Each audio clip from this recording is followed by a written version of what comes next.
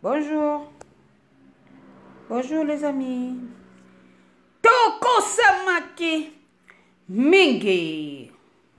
Na yesoso. Bandeko ba bolingo. Nalaka kibino.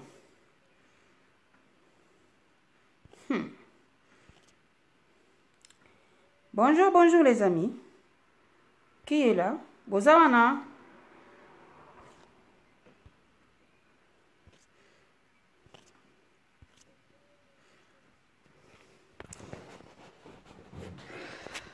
Mbote na bino, na yesoso. Musique. Bonjour, bonjour. Na yesoso. Mbote na bino. Na yesusu bandeko ba bolingo. Bon, tosala nanu na kombo na tata na mwana pena molimo santo. Na pesi émission oyo tata bozala na ngadi bandeti na suka bana na bino ba pambolama na ba mabomba mi oyo tokosa maki mais bino bofungoli biso mayele to pambolama po ete to vivre kembo oyo bobombela ki biso bana na bino. Amen. Bandeko ba bolingo na ye lisoso. Na ye po na ndenge na suka ki bino ko expliquer bino sur la Trinité. Hein? Bandeko Trinité wana bandeko lelo to sodola ngona mukie oyo toyokaka Trinité nga na vivre Trinité na vie nanga. Alors lokola na vivre ango nalingi na fongola bino tokosamaki mingi pona nini parce que eza lokola muto ayebi vérité tanga sosoli vérité wana alobite na vérité wana nga na kotika boite nalingi na kosa mais pona kosa na kosala ndenge nini bafani babeti boule na kobeta babeti boule baye kokoma bazwi ba vérité bakomi balusi yango balobi to pesa ngo sikoyo bango po eza na Bible moko bandeko so boye bakate na zo banda bino na ebandeli na ba renseignement mususu eza na Bible mususu babenga Bible pona ba africain pona pour l'Afrique na ebandeli zaka penza bongo balobi ezalika pona bango pona ni pona bango parce que bayeba kibino balobi moto moindo ye nzambe ezali nde epai na bango donc nzambe azali moindo et puis nzambe azalaki une réalité na tango akala mais siko basali coup d'état o babenga yango coup d'état to bivaka na ba politicien bandeko na ngai coup d'état wana eza nango coup d'état ya pamba. Eza coup d'état o biso to vivaka ba politique eza nango ka coup d'état normal mais coup d'état penza o basala keza ki coup d'état contre nzambe penza ba yokani penza ke no biso il faut to sala tout bosa ni sabatu nzambe to yana eloko yo to kobenga na kombo ya buku oyo to ko faire girer bango ke o eza liloba na nzambe kolongola te ko bakisa te et puis bo tanga ngaka ndenge wana bondima ngo bongo mutu mo akotelemela yango te. Dès lors basi ba pesi ba mibeko ndenge wana eza livre mais livre yango soki totali na bandeliti na suka bandeko bozali wapi namoni bato bakei bato bazate soki bozali te ngai na kosala nini na kokende kotika émission mais na kotika te parce que ça enseignement mo kitoko mabomba mi o ezali kati na Trinité bandeko na ngai tokosamaki mingi lokola tokosamaki mingi biso ba oyo tososoli oyo tokosamaka et il faut toyaka tout le temps kofungola bino à chaque fois tango tosoya kofungola ngo bino ezali pona botikala na koyeba po lobi boloba teke na yokaki te na yebaki te bayebisaki ngai te ekozala penza mabe mingi pona bino bandeko likambo oyo ya kokosa mezali sérieux lelo na sepeli mingi na expliquer bino na likambo babengi yango Trinité to les trois voilà ezali ba expérience oyo ngai moko na vivaki yango mais lokola nazalaki nanu na makanisi ya Bible que la Bible déclare réalité ata omoni monene ya nzambe yango mais oza bloqué po Bible ezali koloba boye yango wana bomoni neti biso tant tozoloba ke non Bible tozokomi ko apporter un peu de critique ezali te ke to boyi liloba na nzambe ndenge ba misusu bazo paniquer nango ezali suite à expérience to vivaki expérience wana tant to vivre yango totali na lobi mais soki Bible koma bo mais o tozo vivre za bo alors nani azoloba vérité nani azokosa non eza nango na kati na Bible mais sikoyo ezali dissimulé donc il faut décoder yango soko décoder c'est là où on peut comprendre donc grâce à molimo tata Nzambe on peut comprendre ba écrit yango sikoyo bien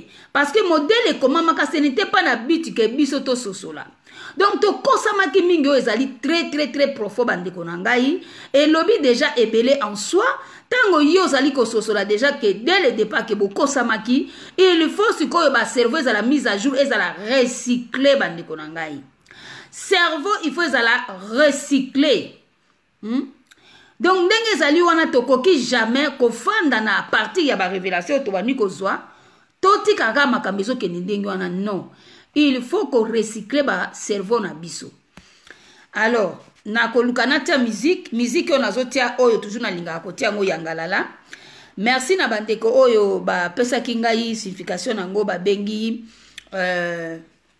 yangalala c'est-à-dire bo sepela banzambe na moni banzambe na ngai bandeko l'air na moni yango na bina ko fana sukimi ata je dois continuer à parler merci na bandeko bazolanda ngai pe na ba oyo balinga pe ko kabola ko partager bokoki pe ko partager en tout cas ko partager pour na lingi na fungola bino eloko babengi yango Sainte Trinité oyo o babengi yango Sainte Trinité na munoko penza autanti bazo benga les trois voilà bande konanga nazo fungola bino parce que ça expérience nga moko personnellement na vivaki yango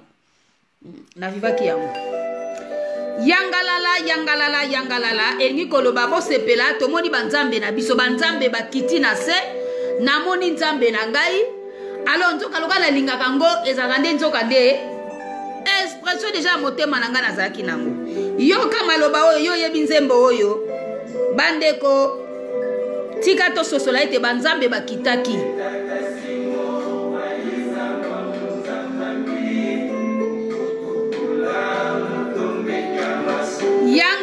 yangalala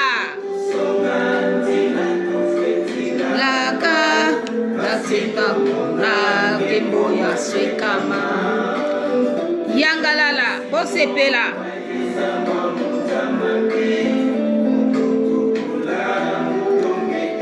toza na tamboko bato bazobenga ngo réveil spirituel ya bapeuple baindo mais ba misusu balobi te totelema na kolo Yesu yo mona Jésus Christ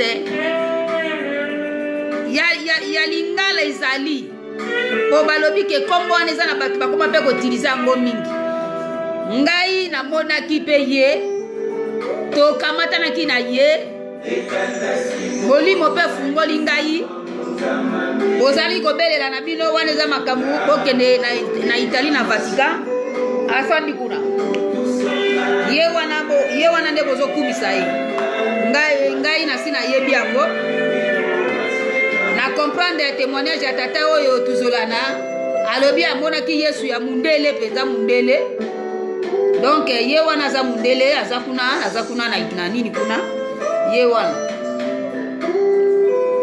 bon tatombele tumutombele tokosamaki mingi bandeko na ngai bongama ozwa mabomba mi ya Trinité Bible ebombi ba secret bele soki molimo na Nzambe efungoli yo te okoyeba yango te tozali na ere bazobenga yango ere ya verso ere tukuele ere ya vérité ere ya kukiele donc ya bosolo yozo paniqué tangu mosusu olobi il est écrit tobimi na prison ya kokosama yes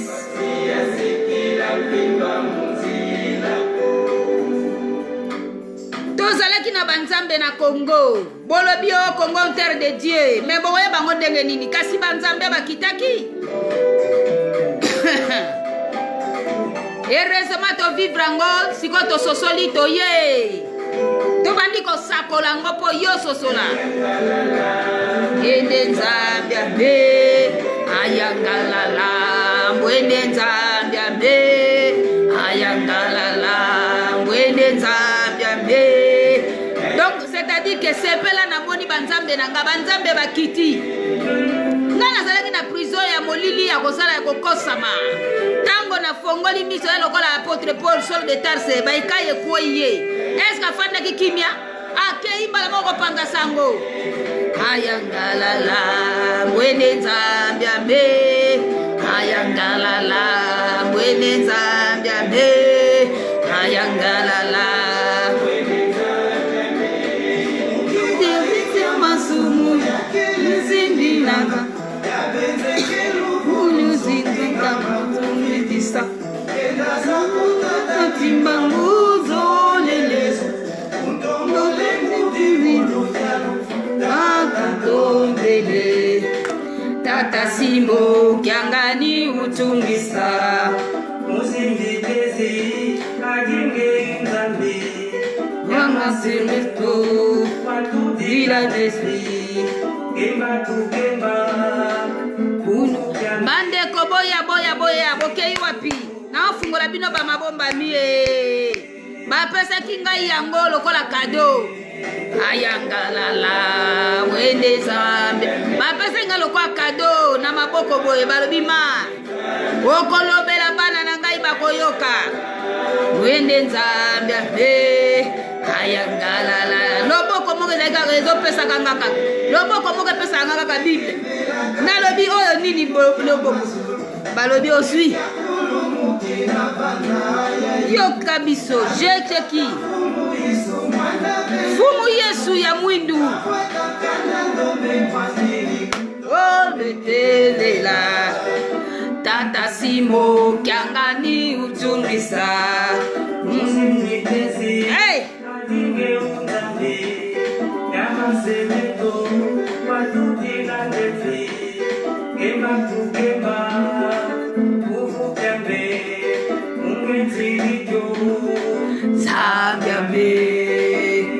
Mwene nzambe ayangalala mwene nzambe aya bandeko nzembo oyo penze la ikomi kolalisa ngai olamusa ngai nzambe ayangalala mwene nzambe bo partager te boni bobozo bomba maloba kitoko boni Yesu ekama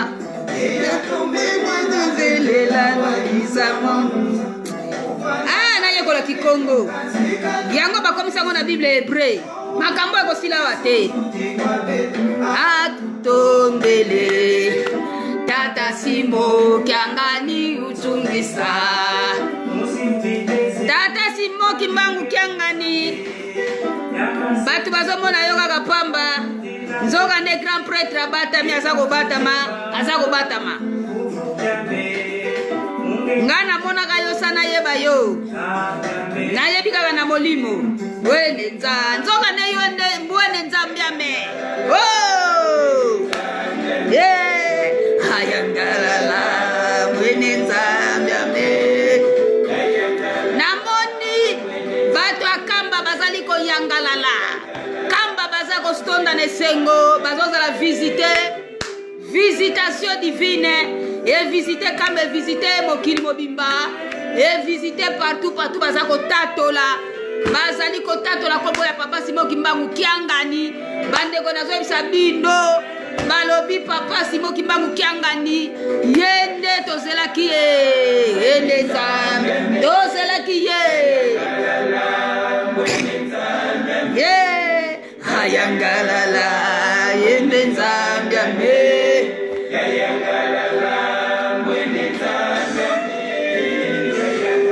kambe bombela biso ba secret boye bandeko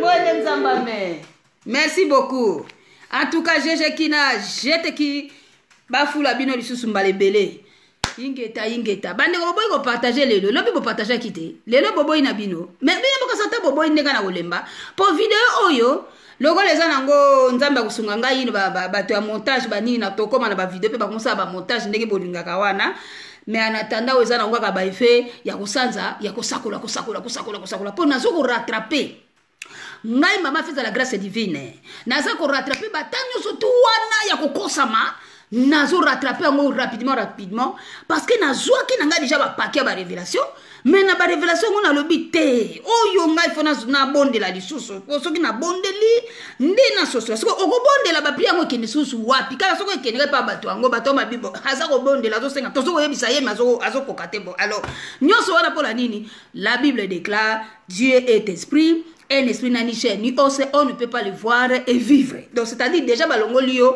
certitude au bâti au banga que soko moni ye ou alors au vivre te. Donc soko ndenge nini mutu peno moni mutu boye aloba na yo ngai na zali nzambe to mutu aloba na yo ke yo salela ngai ngala lobi me comment mutu mobimba okokoloba ngana salela po ngai na salela ngosalela nzambe. Donc yo lokoza mutu boye yo koki koloba na ngai boye te.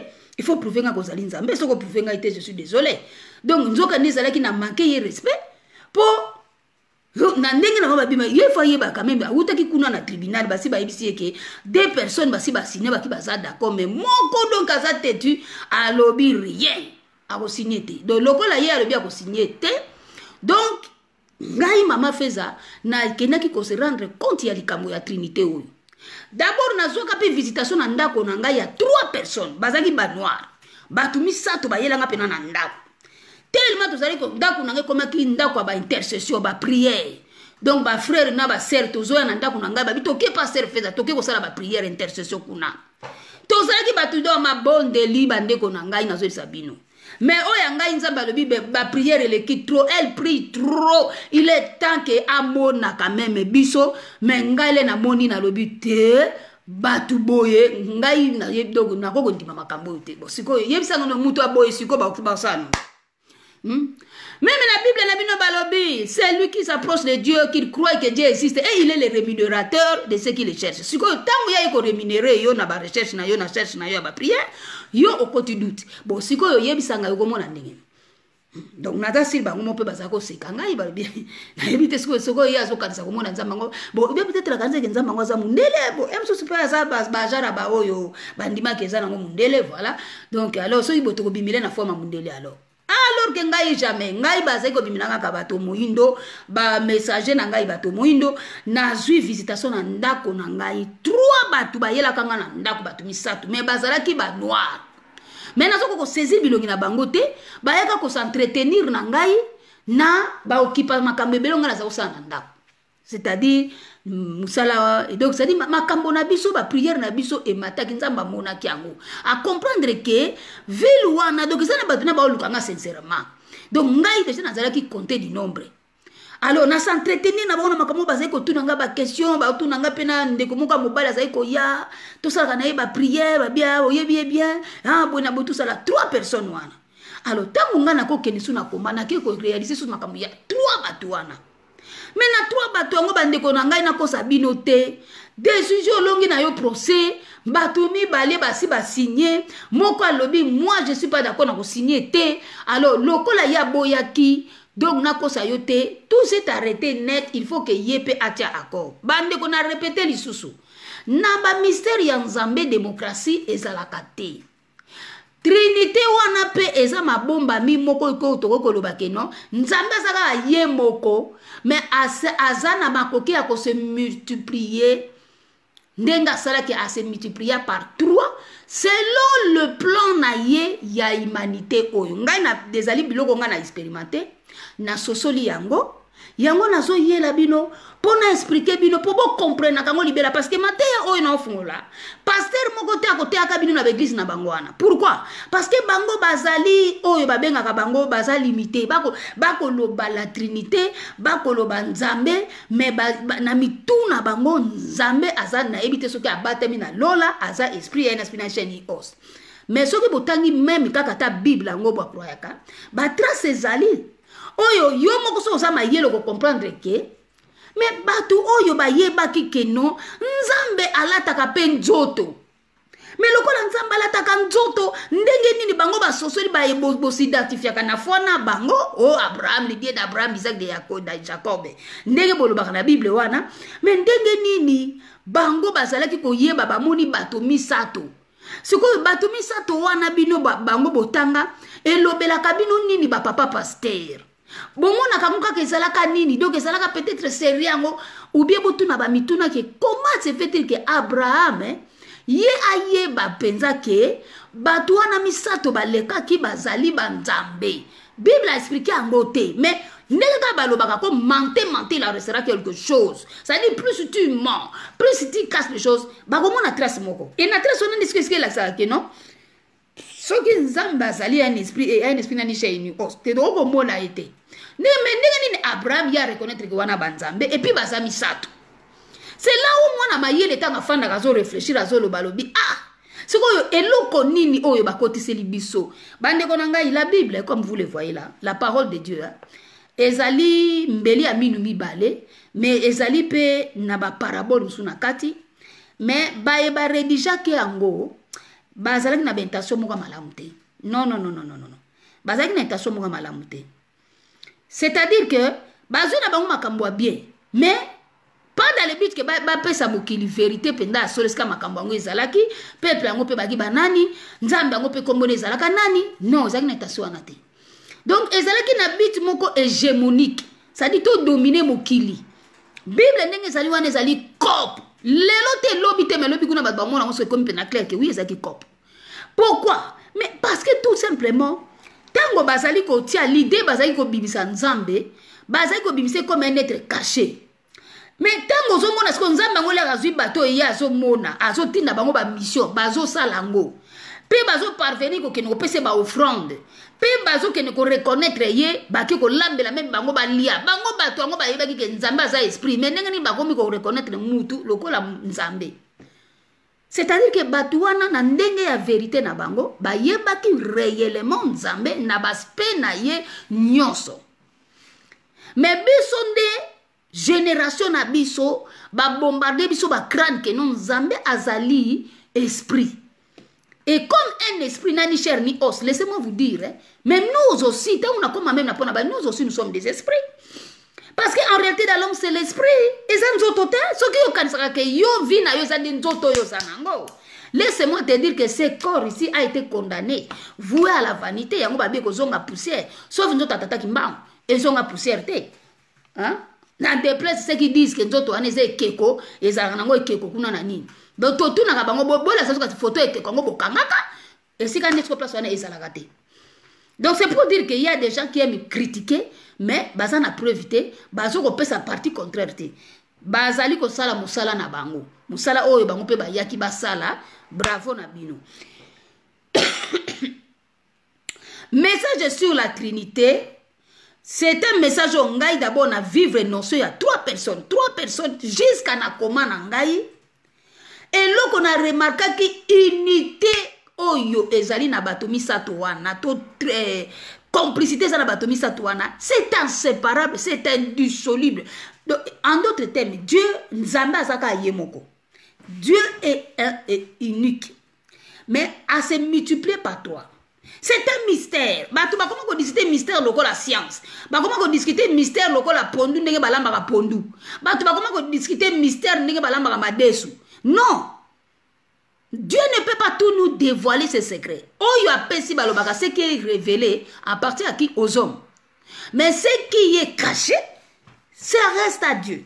Mais les gens veulent comprendre Dieu entièrement au point de commencer même à critiquer des choses qu'ils ne comprennent pas. Non, comment ça se multiplier par trois. Laissez-nous vous dire, ce qui est incrédulité na bino et vous n'empêcherez pas ceux qui sont les élus de Dieu.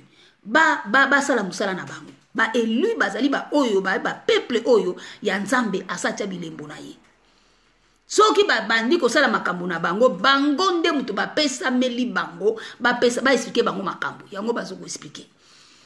Bande ko na ngai na vivre Trinité na kati ya koma ba yebisi ngai mama olongi procès tribunal ezali yo zo sala oko amiser la galerie na Facebook yebaka ngo za filmer oko retrouver bita mabe na yo to sala ki balobi na Bible pe ba yebisa baloba ngoti hein que chacun rendra compte à Dieu selon les biens ou les mal qu'il aura fait dans son corps oko rendre compte na ye ngana kendaki.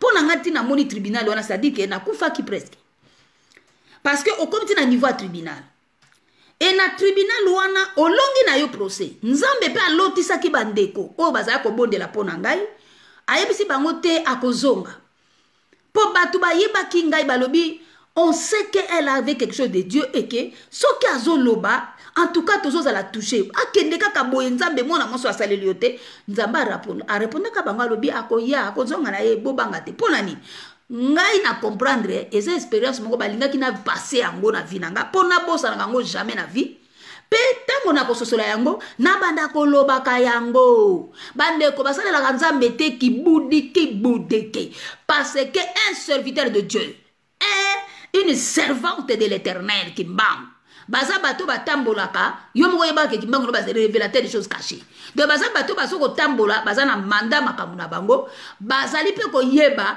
comment est structuré organiser les puissances des ténèbres nzambe azali ndenge nini satana azali pe ndenge nini asalaka pe ndenge nini na bana na ye pe bapesa il faut apesa pe misu ya kofumbama il faut zala ndesu ndenge balobaka ndesu parce que yo ozali na royaume de lumière ozo ya na mokili oyo ténèbre efandi soko yebisaka ozana miso monaka te ozana mato ya koyokaka te o comprendre même pas moto oyo kene komenele guerre mais bakombeto bibotu oyeba place ozoli yango te yango lokola nzambe alingaki abenga nga lobi te feza il faut à comprendre makambo nyonso tout comme ça akoki oyeba kodefendre yango yango nga nazozela bapasteur pour na koyebisa bapasteur botangaka bible yango bokanisaka makambo te kotikala na bible eza na réalité na Congo lelo bapasteur nyonso tout bakangamaka na passage na bango ndenge balingaka Sophonie 3 na soki nasoka bango bapasteur balobaka ngo nalobaka nalobi eloko nani kosanga bango ifo bano bayeba nanu d'abord nani yango nzambe yango ya Congo balobaka po abalayama oyo bino botangaka ye ayebaki ye mais bino tala oyo ndeni boyebaka ite. Comment vous pouvez être incapable de démontrer Batunzambe?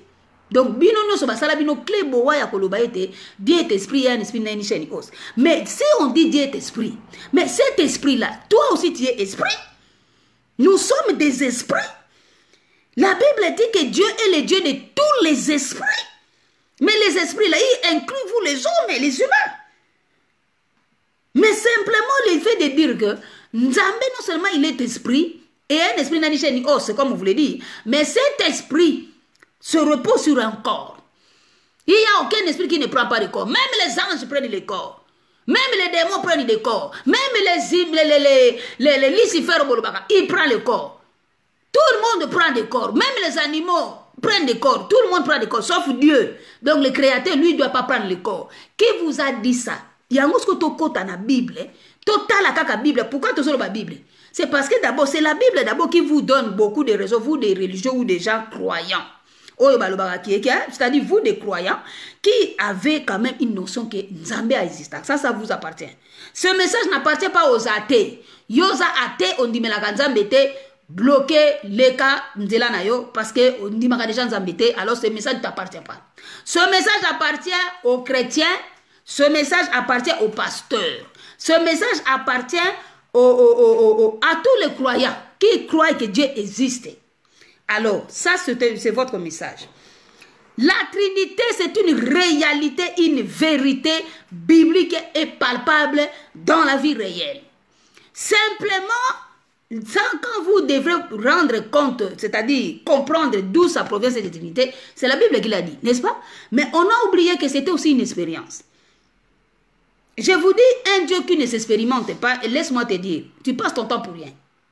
Si tu lis la Bible de Genèse à l'Apocalypse, on a que bato ebelo batambola ki na ye ba palpa ka ye na ba vi na bango. Yango basala ki koloba. Yo ko kondimela nzambe moko te ba lobela yo ozo réciter mais vivant ngote.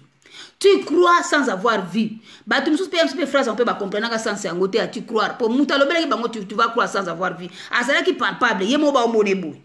Mais alobi bo croire. Donc c'est-à-dire avant de croire il faut voir. Et après avoir vu, tu vas croire encore. Ce sont des mystères. Et ça, le gars, la moutazo koloba, papa di angé na kontima. Tant que ça, qui kopé sabino ba message à sokoloba. Que bon di melanga na sabino ngai di angé na kosa kate. Les gens ont palpé di angenda. Les gens ont vu di angenda. Les gens ont connu sa vie. Pour croire, il faut voir pour croire encore. Parce que parce que le monde, les chrétiens se justifient trop dans la Bible. Alors, bien moi, je suis au la katikona. Ndenge yemo tata kimbapa, bagi boko kanga mu yebi place wana. Alors, to yekuna. Bawo bazolo ba papa kimbangu en dehors de la Bible. Bango ba okene na bokoko. Bazo kene na bokoko, pour ba expliquer bokoko. Mais ce qui bokoko, il fallait que bimsa biso na pasi ndemba koko ne kutu ne mutukutu, tolingaka ne tolonga bituma na biso. Non, ba koko na biso. To bani tata kimbangu pasa koko na biso. Parce que la biso je suis votre père. Tata kimbangu pasa koko na biso. So ki koko ya ye. Ya aza ko expliquer, aza ko confirmer Bible mais azolo ba ke ba sali ba ventir kuna. Mais na ba ventir ango seul esprit na ye ezo décoder pe mususu pe ezo loba ke je me reconnais même pas na makambo ba tiawa na bité so bazoka ngo wapi bande ko nanga donc c'est ça ba benga ngo l'air du verso. L'air du verso ezali ke soki bozalaki ko penser bino ne so bo il y a un temps et quand il remise en question les gens commencent à se poser des questions. Yango nga na lingaka ndena zo un pasteur oyo ye azo elanga avec l'argument Dieu est esprit un esprit na chaîne os. Sikoyo to bandina nuna esprit yo moko mutozana un esprit yango mona kasoko kufi okomona nzoto na yo ngana expérimenta kango peuple congolais parce que na connaître qui tentative ya kufa 2 fois. Première tentative nga mona ndako na ngana fali na canapé na lali na moni nzoto na nge bimi na zo mona nzoto na ngana tikali na canapé na mona ndenge na zo bima mais oyo zo bima nezani kasi yango na esprit yango wana ni partie ya nzambe ezalaki pa ina yo. Et puis ezo bima ezo kende net koto a fenêtre et kende nango libana donc ezo tika ndako tangu na se rendre ko ngabi oyo koza la kufa donc bana ki wana na bi koza la kufa na lobi nzambe ko tika ngana kufa wati na ndako tangu kaka na lobi na sisi ka frate pour molimo nanga ezo ngana nzoto na ngai donc ndenge nini nzambe wana yoka kinga pa zongisi donc nzambe le balobi Dieu est esprit faut que ceux qui l'adorent en esprit en vérité c'est l'esprit qui est en nous. Même quand on vous dit même qu'il faut que ceux qui l'adorent l'esprit en vie, vous comprenez pas que à l'adorer en esprit en vie, bazolo belaka bino ba humain. Bon, pour la bino vous trouver normal que bino vous porter une autre, mais nzamba ko porter une autre. C'est que bino moko pe vous êtes en train de vous dénigrer. Bon mi yebite que bozali pe banzambe en quelque sorte. Et comment même la Bible na bino wana kolobate vous êtes des dieux, mais vous mourrez comme des hommes. Donc beaucoup comprendre était vous sonder même mystère ya phrase wana. Pour dire que qu'est-ce que ça veut dire encore que nous sommes encore des dieux.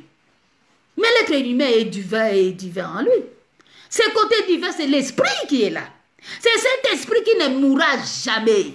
C'est-à-dire, que ne soit dans le paradis, soit dans l'enfer ou l'enfer, comme on dit. C'est ça qui ne mourra jamais. Le corps va devenir poussé, comme on dit. Mais, yoza katina yo, yango wanande parti anzambi. Okomona ngo ebimi, yango wanande okokende ti okokutana na oya kila yo. Et yebi pe yo na kombo na yo. Mais nzoto no pendant ce temps, les gens te pleurent, bazu nzoto ba tie ba déposer so wapi, mais yo zo vivre une certaine réalité. Moi j'ai vécu ça. Na expérimenté ngo 2 fois, première tentative na telemeli yango. Et nzamba yoka kinga zo misinga nzoto na na kati ya corps oyo physique. Deuxième tentative ne wana siko le gaki tellement makasi. Na deuxième tentative za siko ne ko ba tie siko ba maladie na nzoto na pour que maladie ne me banga. C'était une attaque. C'était une attaque que j'ai vécu ça, mais malgré ça, qui va arrêter plan Nzambe na vie nanga c'est que Nzambe a empêché qui a.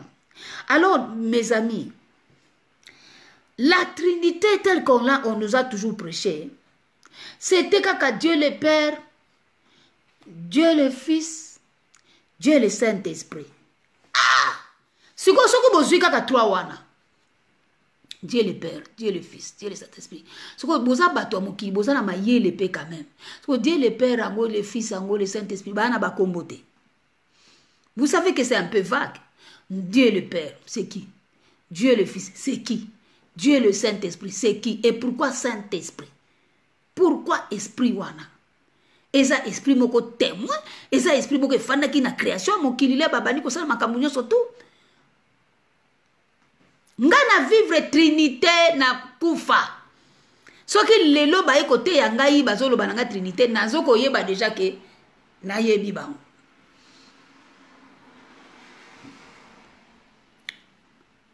Tango troisième apesi accord, troisième wana tango apesi accord ndenga na zungi. Si on a lobaki na lobi, ah, donc démocratie, ça la kunate. Parce que dans la démocratie, lorsque deux dit oui, troisième, il faut bandima. Mais non, ils ont qui bongote. Ils ont qui bongote.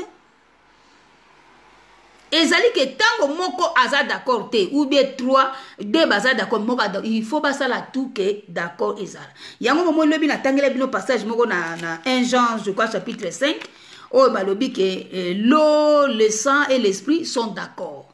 Donc en d'autres termes pour na kolakisa été témoignage ya moto o ya ndimeli nzambe il faut que les trois soient d'accord. C'est un enseignement. Beaucoup de gens baye bagilo ko anate. Tant balobi l'eau, yo suko kanisi l'eau wane zane. Donc il faut pas expliquer bino. Parce que l'eau wane peko kozala parole li loba na nzambe. L'eau. Na makambu ya nzambe ya molimo ezali li loba. L'eau est trouvé place na kati na yo, donc li loba. Le sang est trouvé place na kati no, c'est-à-dire sacrifice oyo mwana na nzambe ayaki ko connaître fumu Yesu, kolo Yesu.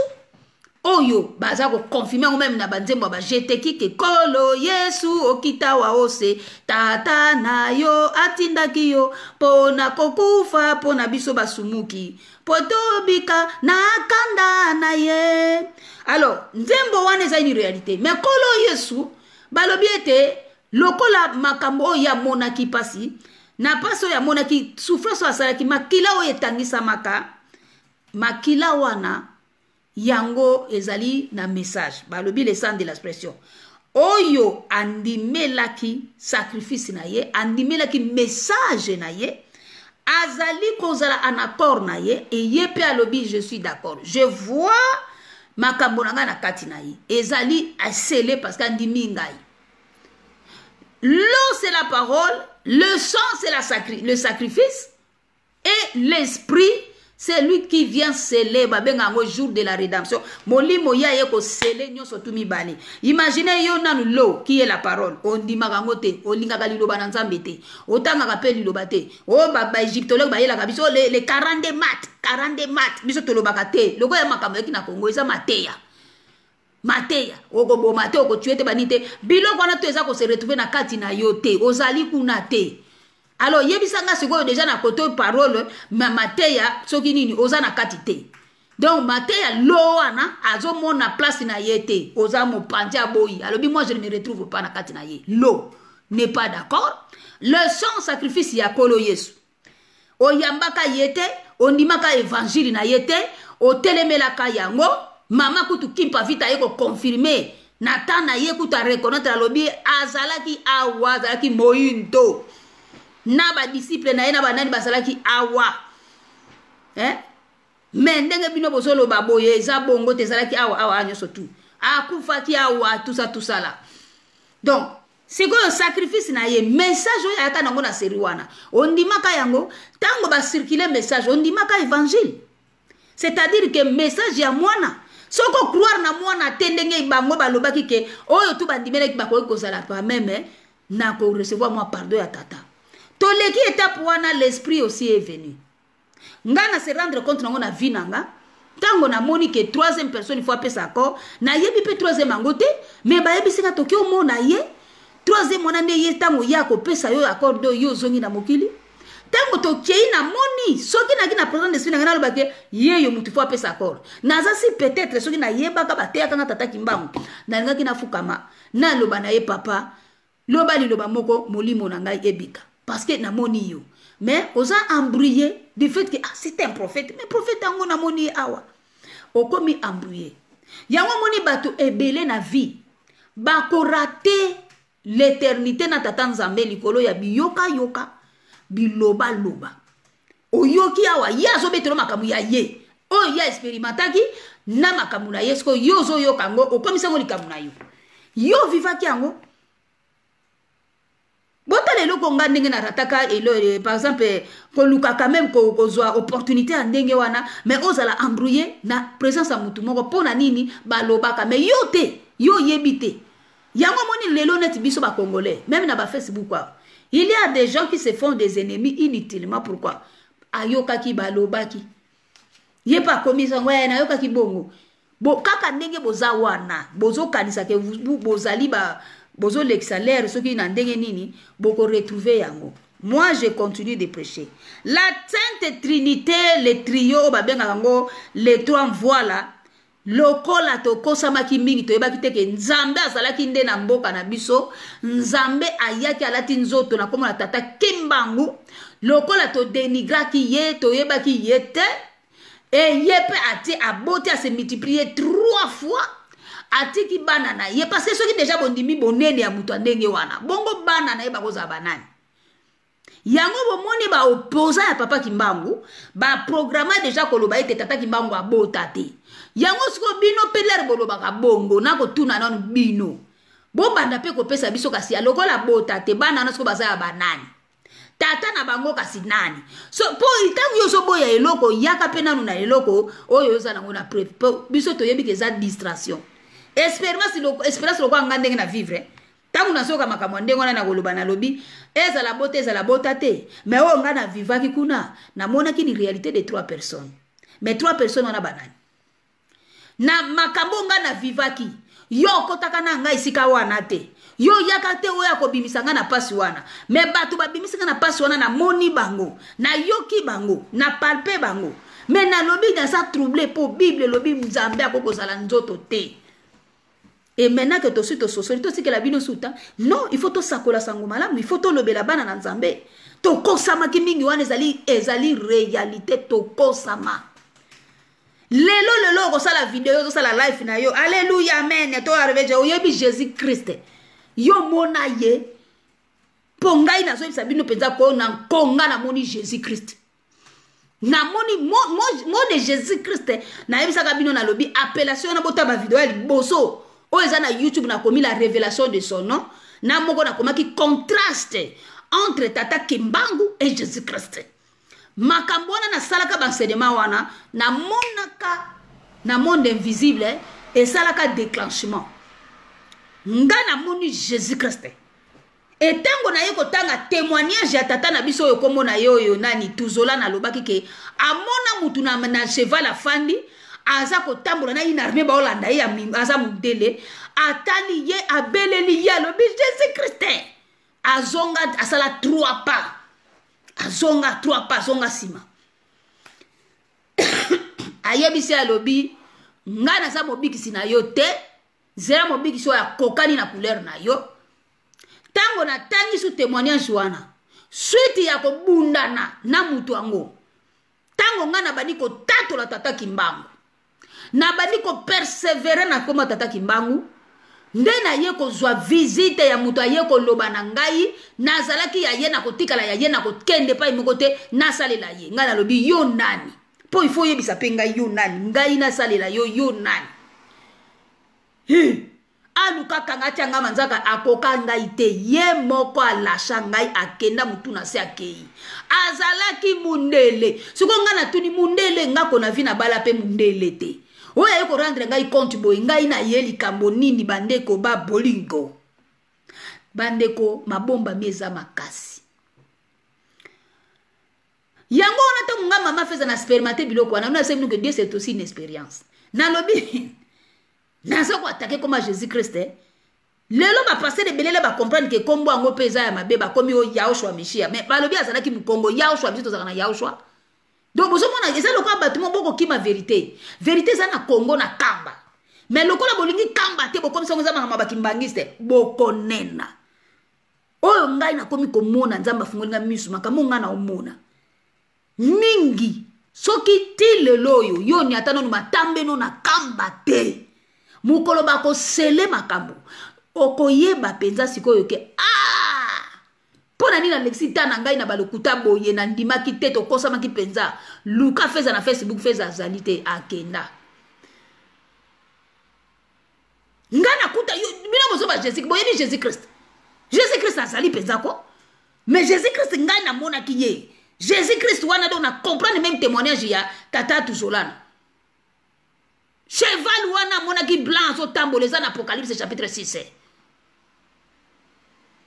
Jésus Christ est le déjà qui témoigne. Oh non, Jésus Christ, il y a aussi dans le rose croix, il y a Jésus. Il y a un Jésus à rose croix, il y a un Jésus à ceci, il y a un Jésus cela. Mais na biso ba indo toza na Jésus te po toyeba ki lettre J te na alphabet. Un nom changé d'une lettre à l'autre n'est plus la même personne. Soki bino boyebi on te na monde des esprits eza bongo. Soki bino bondimaka bino ka ba biloko nyonso yango ba ko pesa bino ba kombo te. Et pourtant même la Bible on botanga to tikala ko mona bato mote ba bango tu bazui ba bate bazui ba kombo asika. Ezalaka te mais ne bino bozui ba kombo. Ba liaki bino na esprit ya bato wana. Tango ba pesi kombo ba Marguerite, ozali yena Marguerite. Bino mokasa ko ndire ke so ba pesi kombo boza ozali ye. Il faut bobo ya ba kombo oyo ezali ba kombo ezali ya bino te. Bo lata ba kombo na bino. Po même ba kombo ezali na mabomba mi. Ngai na moni Jésus Christ. Abongisi ngai ya lobi ke yo tsalela ki ngoko tikala na ngai na bi yo nani. Parce que so ka se prononcer ki mende ezalaki matata place wana. Mais na koyebisa bino naza na beso koloba te za lokola oso yebi na yo. Jésus Christ na makambo ndenge bateyaka biso eutaka wapi banani basalaka sosu wana banani oyo baimpose batu bazwi kombo ya kimbangu balongoli bazwi tie kombo ya Jésus batie to balongoli kombo to ya d'abord eza dans l'Ancien Testament ça na ba vérité na ye. L'Ancien Testament a beaucoup de vérité que le Nouveau Testament qui a embrouillé un tout petit peu. Parce que le Nouveau Testament ndenge batu basaki masolo ndenge balingaka ngo ne bande ndenge balingaka ngo bayeba kitina. Jésus Christ a pas zakane pe na Israël te. Jésus Israël ni balingaka yete balingaka kombwana te. Eza nonga na Italie nde mutu balingaka kombwana. Ngana mona ki ye to bundaki na ye a convaincre ngai te akei mutu na se en signe de défaite. Na lobi nzambe nini oyo na komi ko mono oyo akobundisa ngai yawa depuis na balota koma tata kimbangu oyo ngana yako luka ngai akimi na ndako na ngai ke ko bata na cuisine. Ngana tuni yo tata mondele boso ngai na sana mobali ya mondele te.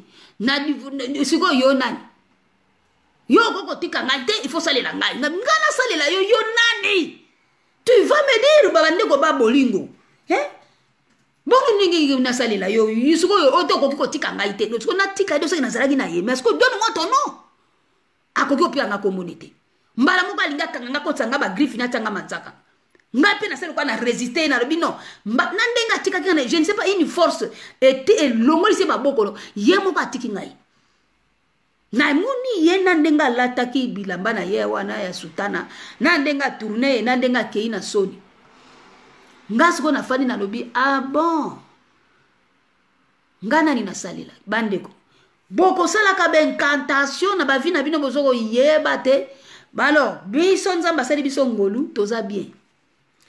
Na bondela na yeba na ngai balobi na ngai kasi kombo yo belela ki wana so yo yebite ke makamisa na kati kuna makamisa na kati kuna donc il y a beaucoup à refaire il y a beaucoup à renoncer il y a beaucoup à rejeter à kuboka ngombe na bisika butu bikauka kombo yo ndeko okoki kondima ezali yo surtout yo mutu moindo kimbangu ozana parte ato bude kimbangu robi tena biso kaka Jésus bo pesa ta grogor oui bo pesa ka ye force boko mona paye bien ngana yesa bino Jésus Christ aza mundele pona mona ki aza mundele Jésus Christ aza mundele mais sauveur na biso aza mutu mwindu komo na ye kimbangu mais sikoyo ye wana nde siko yende pena vraiment bigisi ya solo tala ba vérité yango na sans tricage boya ba makambo wana ezoya boko sosolango pena bien parce que ça tango to so vivre déjà tout est déjà mis en place et ça longa liga kelelo moko ebetaka ngingo nde makambo te ko binango polele boy baba batu pena ba fani bazo sabino bon d'où est venu le nom de Jésus Christ alors baba ni pe ko sana bi bon bato no so tout babelela ki comme Jésus Christ na babomo ina bango boza na besoin bo sala renoncement pe bozo baptême mususu afin que bobika oh ba pasteur ba koloba boto sa pasteur yo mona Jésus soko mona tenga mona za mundeli alors mais ko za mundeli sali mabeta mais simplement ezali ete yo moyibi le père des mensonges tata na lokuta ngenge ye muka lobaka oyo ya solo alobaka le voleur il vient il n'a rien à moi. Il vient, il détruit, il fait tout. Ngai na ye po ete ba brebi na nga bazwa bomo imbomo ya kofuluka. na vivre deux forces contraires kaka le naza kotatula makambo ya tata Kimbangu na vivre bakomba wana. C'est là où nde siko na bandi ko bonda na lobi tata nde kokosa mango siko ndenge na ngina comprendre nini te bande ko nangai bino no sobozo belela Jésus Christ na zo yebisa bino oye balobi me abikisa ngai asala nga bola mo sala boy na lobi kasi ese Grégor na zo yebisa bino eza makambo na biso na Afrique te eza makambo na bino ba Afrique te na zo yebisa bino pena polele penda wana penda solo siko trinité oyo ezali na kati awa na Bible eza makambo moko ebandaki na Congo ebandaki na territoire ya paradis terrestre makambo ebandaki kuna to bandi nanu liboso nanu na livre kaka oyo to bandi na Genèse par exemple ba misusu bakomeli nga babi mama mais Bible boyebi keza ya bapesa bino bolinga kotanga walo boza ndenge te balobisaki bino ke bazwaki nde eza ya bango te soki bino epai na bino oyo bolingaka Bible te eza ya bapaya wana bino mais biso tolandaka idéologie ya tata Kimbangu alobi ezali ya bino de soko yo muteloko eza ya yo ozoboya yango do okabeli eloko motu ya ndenge wana obi ko yo za gentil mais biso tofungoli biso tolobi elwa eza lokola or na diamant sikoyo batia yango wana me babu biso basali ndenge nini après balobi kete eza ya ye te ezaka nde ya yo wakoloba botiliza otoloka asala taki yango monte botika na bino mpo anini bobwaka yango kaka babwaka eloko ya valeur eloko eza na clé makambo ebele non yango biso botika biso bino baoyo bolingaka Bible te bolingi mpo bolekisa parce que mutu biso bino bolingaka Bible te bokende koteyaka ndenge na bino sans Bible c'est-à-dire bosali mpe na ndenge na bino des chocs des idées jaillira la lumière esili boderangeaka ngai te ke no olinga ozoboya Bible ozokritike ozotanga yango susu mais il faut natanga parce que nazokangaka te tokei Genèse chapitre 1er tolobi mystère ya mabomba mi oyo babengi le mystère de Trinité. Na Genèse chapitre 1er, dans verset 1er, balobi boyi. Au commencement, Dieu créa les cieux et la terre. Point. La terre était en forme vide. Bakati ndengwana pourquoi ba relater, ba détailler, ba bika la terre était en forme vide, il y avait des ténèbres à se faire de l'abîme et l'esprit de Dieu se mouvait au-dessus des eaux. Ba bandi Dieu dit tout ça que la lumière soit la lumière fut. Dieu dit. Malamoko na 1 Genèse chapitre 1er na verset 26, puis Dieu dit, faisons l'homme à notre image selon notre ressemblance et qui domine sur les poissons de la mer, sur les oiseaux du ciel, sur le bétail, sur toute la terre et sur tous les reptiles qui rampent sur la terre. Bandeko na Genèse 1er verset 26, balobi faisons l'homme. Siko tala siko mutu amayele na lingala bakokomandenge nini na kikongo pe bakomandenge nini. Tosala moto. Donc, namoni biso ba oh quand même tosala un peu du français. Toyebi quand même quand on dit faisons, c'est conjugué en 40e personne et ça part de qui? Faisons, c'est-à-dire qu'il y a les gens qui sont là qui peuvent être deux ou plusieurs. OK? Namuto amayede, quand on dit faisons, c'est que il y a deux ou plusieurs, parce que vous ne pouvez pas dire na faisons wana bazalaki 3. Non. Pour te déterminer 3, il faut qu'on avance au fur et à mesure. Tant que on se répète, c'est là où tu peux dire donc les faisons les bazalaki 3. Maintenant ebandelina nous boye faisons, cela montre déjà qu'il s'agit de 2 ou plusieurs. Parce que le bito sala. Bande confrères ezali très profond. Pourquoi?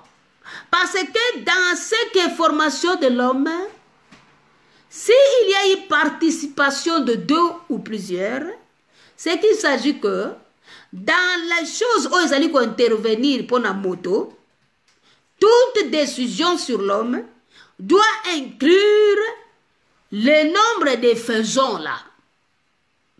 Nabandeli na lingala. Tango balobi te na kati na moto bomoni lere bazo tanga ngo soko sa mona mayele olobi awa balobi nzamba lobi boye balimiere sala nzamba lobi boye d'accord mais lere comme na verset 26 et comme likambo na moto langage est changé donc lokola langage est changé c'est que il y a une très grande importance na mosala oyo elingi esalema. Yango balobi que faisons. Dès l'instant que balobi faisons, na makambo etali, moto bandeko na ngai bakongole makambo ezali somo pona koyeba ete soko ngai nazali par exemple mama na botaki mwana bomona kamona ba mokili mososo toute décision importante concernant un enfant il faut baluka banane ba géniteur na ye ngai mama feza nazonga na bokili il a fallu 3 batou ba intervenir mibale ba signer moko aboyi ngai pe lokola babi ya boyi yo poko sala kaka wana ngasi ko na ko ikoloba na biya mais bango wa démocratie ezala te lokola mibale ba signer moko arate kaka comme ça token te boko sala te magamu na nzambe ezali ba démocratie na bino wana to wana eza biloko ba demo magamu na nzambe tala secret na création de l'homme soko bazalaki mibale to plusieurs ba participer ki na création na moto.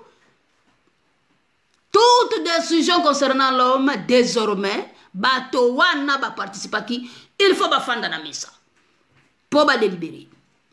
Mais ceux qui y a souci yo tchaki miso, ngana tchaki matoi, ngana tchaki makolo. Soko yo lingi bolingi to katali solo. Ngapi fona ya kufanda wana? Ndenge ni bino ba délibérer bimbale ngana zalité. Ce sont des mystères. Yo ko mona quand même ba politique na bino même na baba kamu toute organisation tout. Tango likamu bozo la modèle début. Ba signateur oyo batiaka manzaka soko délibération yé et que moko azangi bogolo ba ono ezali voix de la majorité. Ça c'est le diable, ça c'est comme ça, hein, c'est la démocratie. On a la voix de la majorité à IP. Maintenant l'arithmétique de Dieu, non, les 3 doivent être d'accord avant toute délibération. Bandeko Genèse chapitre 1 verset 26 oyo ezamutuya. Genèse chapitre 1 verset 26 oyo eza makasi. Kotanga ngoka kapamba bote odie di faisons l'homme à notre image. Mwana mayela koloba bon les banderio surtout wana ezala ki te metango comme na mini ya mutu langage est changé et comme makambo ya plus réel faisons. Donc c'est pour te dire yo okoyeba yango vie na yo moto sur la terre appartiennent na faisons wana.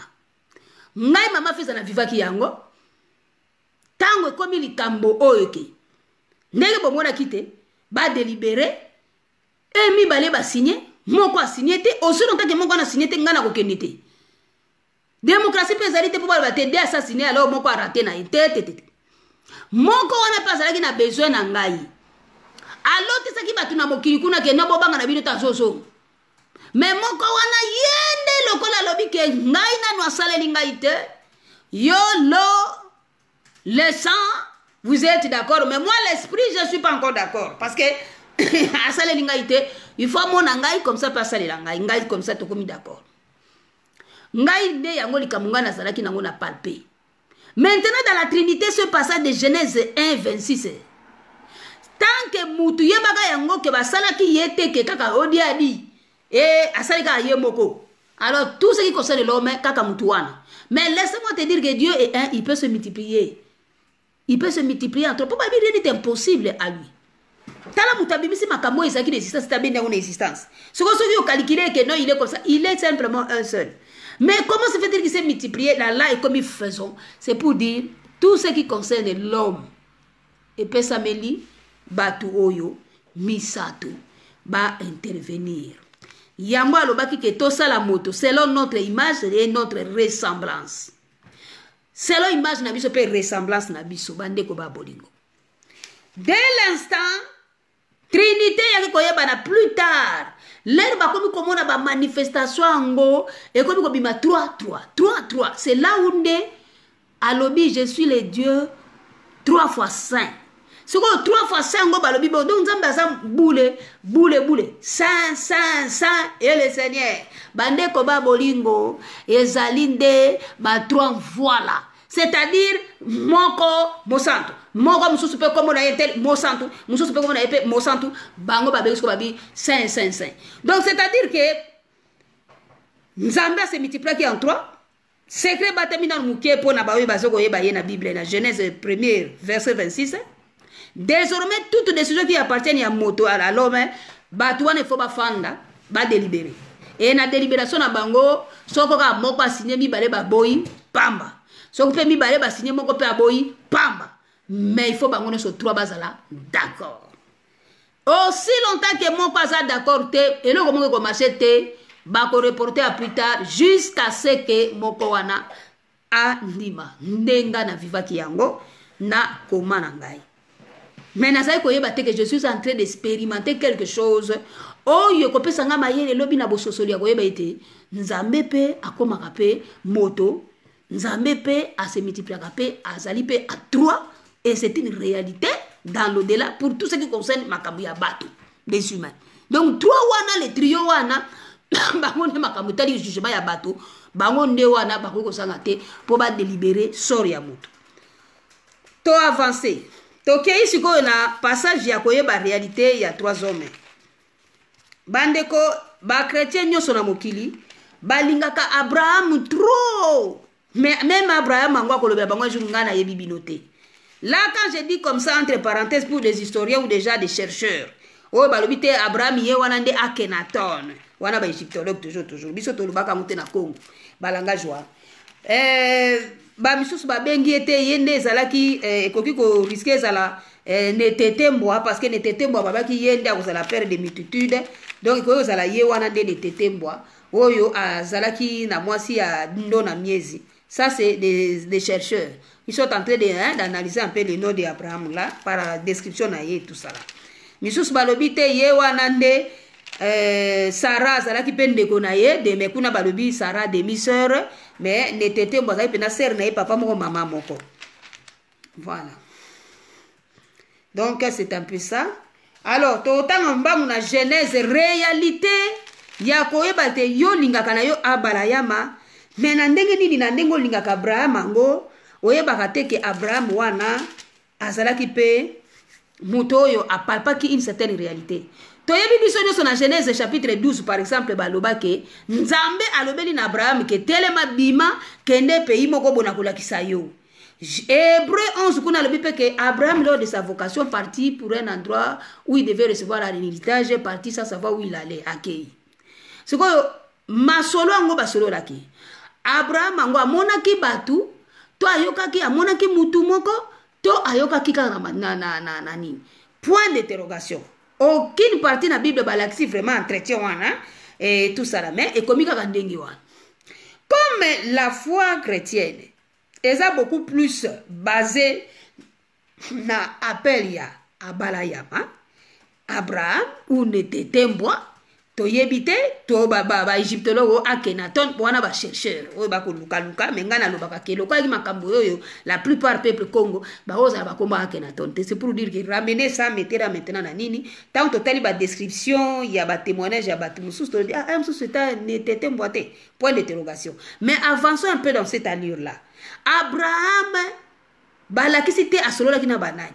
Mais botala na Genèse chapitre 18, l'Éternel lui apparut parmi les chaînes de Mamré, comme il était assis à l'entrée de sa tente pendant la chaleur du jour. Genèse 18, partie du verset 1er, bandeko botala makama motu ya ou. Tanga bien mwana mayele ayokaka. L'Éternel lui apparut. Au souligné ta soko et pesa melio. Au souligné ta ko souligné le bon l'Éternel. Au souligné no kaka na c'est l'Éternel. Pour on comprendre. Naïbandelia passage, c'est comme si on était en train de parler d'une seule personne. Mais avance dans ta lecture. L'Éternel lui apparut parmi les chaînes de Mamré. Comme il était assis à l'entrée de sa tente, pendant la chaleur du jour, il était assis dans la afali na se yanzete pendant la chaleur du jour, sur à 15h to yebite. Il leva les yeux et regarda et voici 3 hommes, souligné 3 hommes. Souligné 3 hommes. Souligné Genèse 18, 1, et ce qu'a commis l'Éternel, c'est-à-dire qu'il n'a ni de bien faire. Vous et en vous. N'est-ce pas le bien on a qui comme vous et en vous. Donc, commis qu'on a l'Éternel. Donc, on a comme l'impression que c'est une seule personne. Dans verset 2, l'Éternel lui apparut parmi les chaînes de Mamré. On a parlé d'une seule personne. Mais quand il leva les yeux pour voir l'Éternel, Mvu ya mvu, ndenge balobi on a ki Congo, hein, mutu a libela na libela. Ouais, mutu zanga aza libela na libela, c'est-à-dire les appels na terme wana. Hein? Asa ne bandelite tu na sukate, il va régner d'éternité en éternité. Abraham a tomboli miso. Qu'est-ce qu'Abraham a vu? Pour balobi ne bande l'éternel apparaître, mais dans l'éternel, quand on dit toujours l'éternel, il y a trois na dedans. Yango balobi ke nzambe asa ye moko akoki ko se multiplier en trois. Voilà le mystère. Dans le début de Genèse 18, 1, asa ye moko. Mais dans Genèse 18, na verset 2, batumi sato.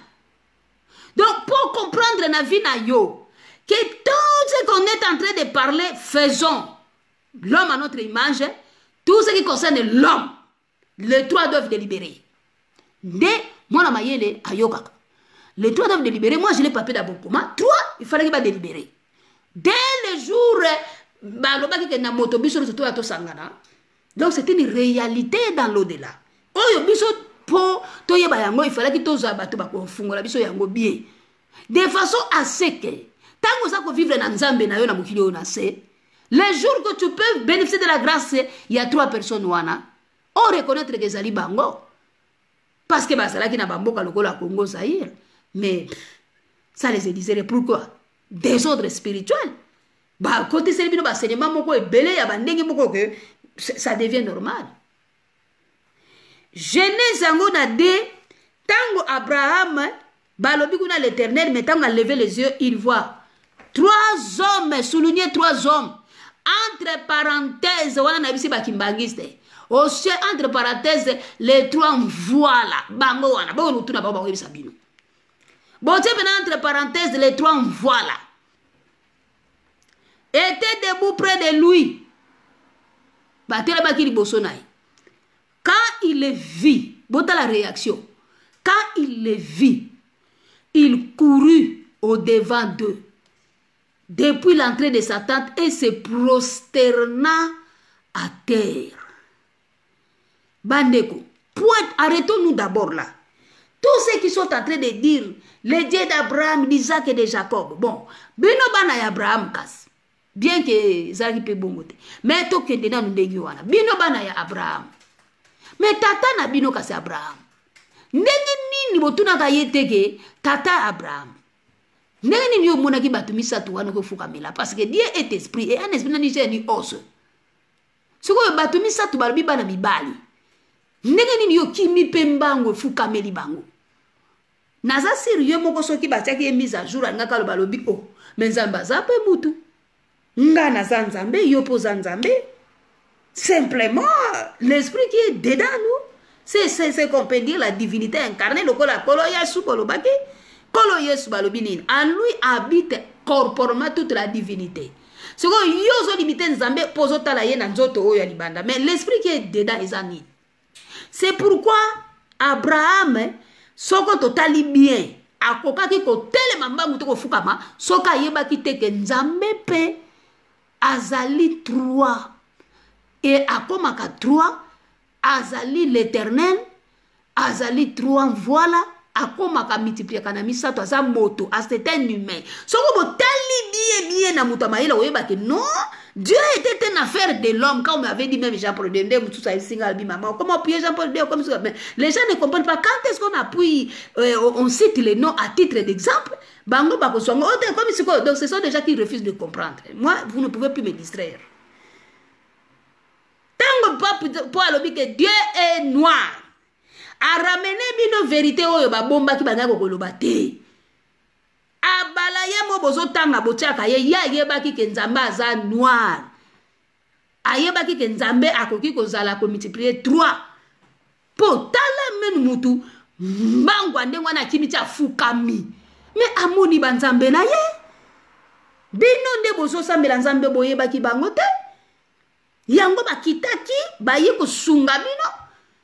Parce que l'État là, bango ba yeke zala ki taba résoudra ki ba délibéra ki déjà na conférence de Berlin ba panza bino ba lié musali sous selon bo faire disparaître bango Psaume 83, qu'on se souvienne plus de nos opérations non peut pas Zaïre. Na Berlin va délibérer. En 1885. Mais le col a lobby que même si on a pris ça, il va même comment, mais de là où il va dire ça là, je ne le permettrai plus. Moi, je descends. Moi, je descends. Nzamba kiti. Na yoki na nzembo mo balobi nzamba kiti kolo yeso atindi tata Kimbangu po aya akufa pona ba anyoka a payer les prix pona muto moindo ya bungaki. Bande kona j'ouvre une parenthèse pona oloba ete ba mystère ezali mais namoni nakoloba ngomba la sima. Décision ya tata Nzambe ya kokita ye na se ezala ki pe likambo po a décider à kita donc ezala ki penda pe likambo. C'était pas facile pour Nzambe Akita. Décision il y a Zouaki qui n'a accueilli. Les fils n'avaient pas vraiment accepté facilement. Na lobakaka loka na zoloba. Nzambe afungola kinga miso na ye komona scène moko. Ya kotali sangai quand Nzambe a décidé Akita na mokili. Alobi ngai moko nazokita kuna na kati kuna mabomba mi ezalaki ke mwana oyo balobi kolo Yesu alobaki tata yo zokende batu wana oyo bamonisaki ngai nakoki ko accepter tout mais yo te yo koki kokita te batu wana bazana mutema malamu te. Boyebi na ye komona kaka le na so otatola ka tata Kimbangu aza ko décanter makambo ebele na vie na nga oki nazo expérimenter ba biloko moko je n'ai jamais expérimenté. Ba faire revivre nga une scène que je ne sais pas ezalaki wapi. Na scène wana ezali que décision ya Nzambe a décidé à kita. Moi na lobi le fils parce que moi je connais qu'il y a une complicité na Trinité wana. Lobi papa okende te. Soko kei batu wana bazali na crainte te bakosala yo ngai na kosepela te papa lobi na kokita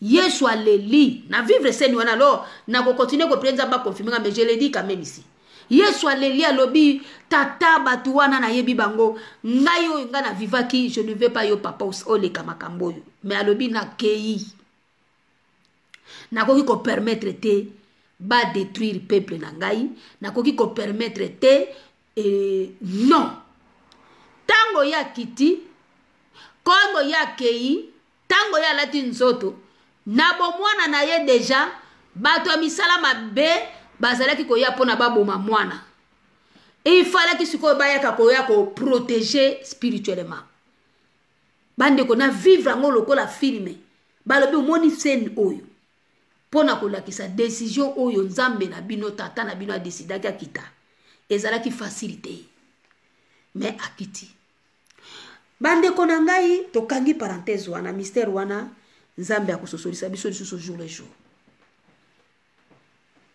nde sikoyo tomoni awa Abraham ya tikalaki na koyeba bato misato ayebi ke bato bakomi 3 boye bango wana les 3 voilà oyo ba participaki na création na biso afukami seki ayebaki bango bafukamelaka moto oyebi yete oyebi spiritualité na yete eza dangereux ayebaki bango a expérimentaki bango à reconnaître bango mais au début de la lecture on dit quoi l'Éternel apparut mais quand il lève les yeux l'Éternel la question se multiplie en 3 batomi sato bana mibali penza ba kobo me balongoli ko makobo ba telemi boy ba otala ye tango amoni akimi afukameli bango abondeli bango alobi permettez alobi Seigneur si j'ai trouvé grâce à tes yeux ne passe point je t'ai pris loin de ton serviteur. Lecture on peut comme si ça il ne s'adresse qu'à une seule personne parce que c'est pour dire que c'est une seule personne mais qui a pris 3 corps. Et les 3 corps, il y a l'eau, le sang, l'esprit. Mystère est dans la 4. Donc, ma volonté en Zambie a mis ça, te multiplier par 3. Seigneur, si j'ai trouvé grâce à tes yeux, ne passe point, je t'ai pris loin de ton serviteur. Permettez qu'on apporte un peu d'eau pour vous laver les pieds et reposez-vous sous cet arbre. J'irai prendre un morceau de pain pour fortifier votre cœur, après quoi vous continuerez votre route, car c'est pour cela que vous passez près de votre serviteur. Ils répondirent, fais comme tu l'as dit. Abraham alla promptement dans sa tente vers Sarai et dit, vite 3 mesures de fleurs de farine pétrie et fais des gâteaux. Et Abraham courut à son troupeau, prit un veau tendre et bon, et le donna à un serviteur qui se hâta de l'apprêter. Il prit encore de la crème et du lait avec le veau qu'on avait apprêté et il le mit devant eux. Il s'étend lui-même à leur côté sous l'arbre et ils mangèrent. Alors il lui dit, où est Sarah ta femme? Il répondit, elle est là dans la tente. L'un d'entre eux dit, je reviendrai vers toi à cette même époque, et voici Sarah ta femme aura un fils. Sarah écoutait à l'entrée de la tente qui était derrière lui. Bande quoi, arrêtons-nous là toujours dans Genèse 18. Bomoni makam. Oh, Dieu d'Abraham, Dieu d'Isaac et de Jacob. Mais Dieu d'Abraham bozolanda, il y a au moins ayeba qui notion wana, que Nzambe a se multiplier par toi. Abengi bango, alobi lokola boleki ngai misu na ngai moni bino. Donc c'est que c'est une preuve qui m'est donnée. Boye kokwa na balaba na ngandenge ni. Lokola bokwai, c'est que Nzambe tenga na test. Alors ngai na kolekisa bino te boya bolia. Na bis alobi soki na trouver ngolu epai na bino. Boko talanda kuna ngai bolia. Hein? Si j'ai trouvé grâce, passez, je vous prie, chez moi. Permettez qu'on apporte un peu d'eau pour vous laver les pieds et reposez-vous sous cet arbre. J'irai prendre un morceau de pain pour fortifier votre cœur, après quoi vous continuerez votre route, car c'est pour cela que vous passez près de votre serviteur. Il répondit, fais comme tu l'as dit. Peuple congolais, laissez-moi vous dire une chose, vous qui me suivez. Il se passe quelque chose, c'est une réalité. Oh, le peuple bino moko vivre on a bamboka na bino. Mais bon, lokola boyeba ki nzambe ango pété. Voilà pourquoi bozer ko raté ba makamebele. Bato kala bazai ko wele la bénédiction. Bato kala bayeba ki nzambe, bato kala bayeba ki ndenge nini bakoki ko zwa bolamu na nzambe. Nzambe basenga ki eloko te. Mais baleki liboso na ye. Bande konanga ba mabomba miza na makambo. Alors biboko tabo sukola makolo parce que ça c'était aussi, il faut faire la notion du temps de l'époque hein.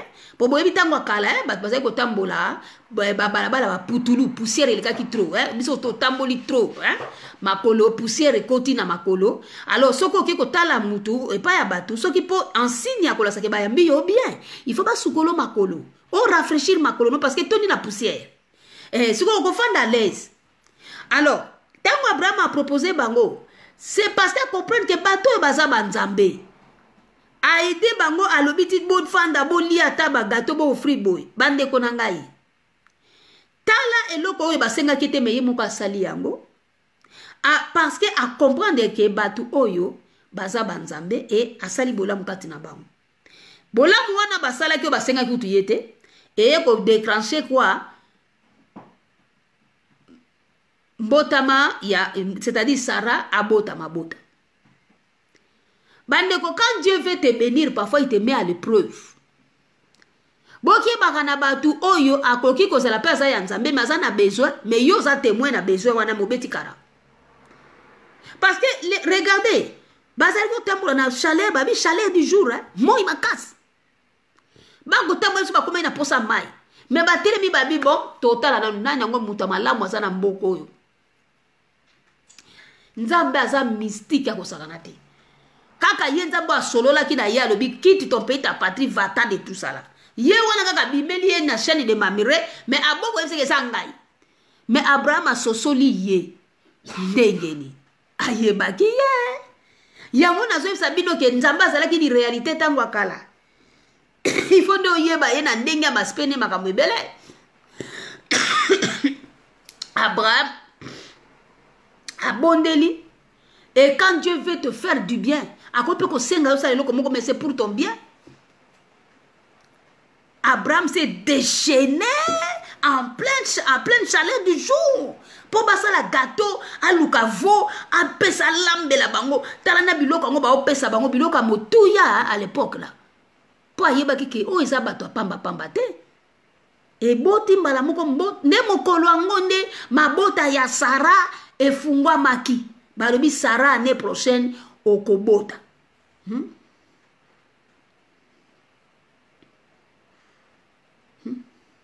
Et ils mangèrent. Après tango balie nde balobi wapi Sara. Bande kubo sosola banzambe. Bazalaki bato pe. Tango nzambe asa kosenga bino eloko nzinzani. Batu bazo discuter. Tango azo senga bino azolo baketa tozana posa makambo wa boye mise etongama bazo uta. Botongi banda ko na bino bobisi bambongo beso ekomi na mise bolobi toko batoko tala. Mais na isa bino tala makambo batoko la bayo bayebaki bango. Balobi na ke kozwa vo wana ya motuya wana nazo bomba ngo tozo lamba balia. Batu akala bayebaki nzambe na bango bino boyebi nzambe te. Oyo bino bozoyeba nzambe po bayeli bino Bible. Bongo siko ye kuna Abraham Bible nini yatangaki? Yatangaki Bible te? Abraham atangaki Bible. Abraham azo vivre réalité o. Abraham azo vivre réalité. Imaginez ce que koko monga zani na village ayebi ni français, ni anglais, ni écrire, ni lire. Ayebi pe Bible te, ayebi te ndenge biso toyeba ka bo Genèse, Apocalypse, akotuna koto Genèse ndeni. Théogène de début, vous savez Genèse vient du grec, Genesis du grec, c'est grec ndeni ni susu. Te grec bon, ezalaki ba impérialiste les ba kolunza ba serwana donc ba langue na bango ngo tikala biso, toninga kango toujours. Vous voyez donc Christos, donc la grec ça veut dire Christos embrouillement. Banda ba ele biso ba théorie sur Dieu na ba grec, greco, Christos tout consort. Tobunga nzambe. Mais dans l'état là Abraham n'avait pas besoin de ça. Atanga Bible te. Yazo vivre réalité ba visita kaye. Amesani nango soko bino ne bako mutanga masolo na ye mais ye mosuka yesko na tanga lelo tanga komona bato lelo bimenga na comprendre bango te banzambe bango te bozo toka boy poani banzambe bango yo bango mtu azana te ba vina bino masolo na bango yo bazalaki yawa batambola na bango awa siko na momana ba oloba Abraham te Dieu esprit un esprit na cheni osalba ya solo nana yipsi ndongwa o Bible bana ngo basala Bible popo tuna peut qui a fait la Bible.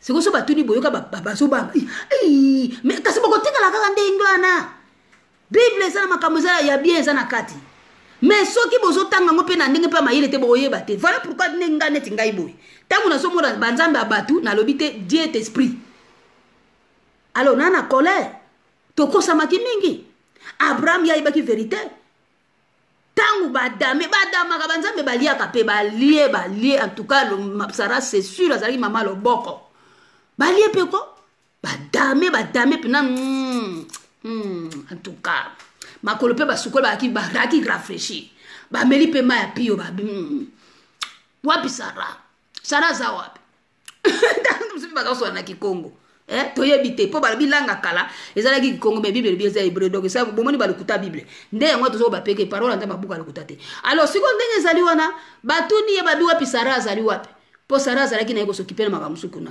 babinga bibobi ya Sara année prochaine ozo bota mais ndenge nini bango bayeba ki tiba zwa ide tiba pousser nzambe aso pali pamboli po basosola ki ye wana nzambe la trinité était aussi une réalité Dieu est un yango bomoni na Genèse kaka oto tangi wana 18 verset 1 ozo mona babi l'Éternel apparu sur les chaînes de Mamré OK na de a levé les yeux à moni 3 donc c'est pour te dire yo muto so tango ozala mayelo yeba ki que le nègre comme c'est-à-dire que tant que vous die wana nzambe za vague mais akoko mitipepe à toi yango bambuna kiango na Genèse 1 verset bomoni ni réalité balobi que faisons langage échangé c'est pour te dire din le lotaka na mtuna yo makamte za lié na makamtali les humains 3 personnes wana il faut pas la d'accord yango pona nini quelle est la raison olobi non raison ezali parce que jour ya création ba investisaki mayele na bango misato ba sali moto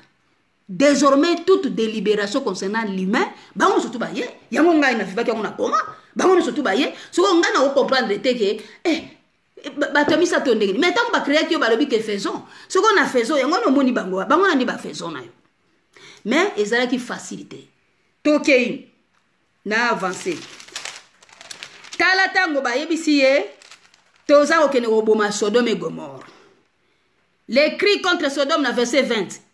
L'Éternel dit les cris contre Sodome et Gomorrhe.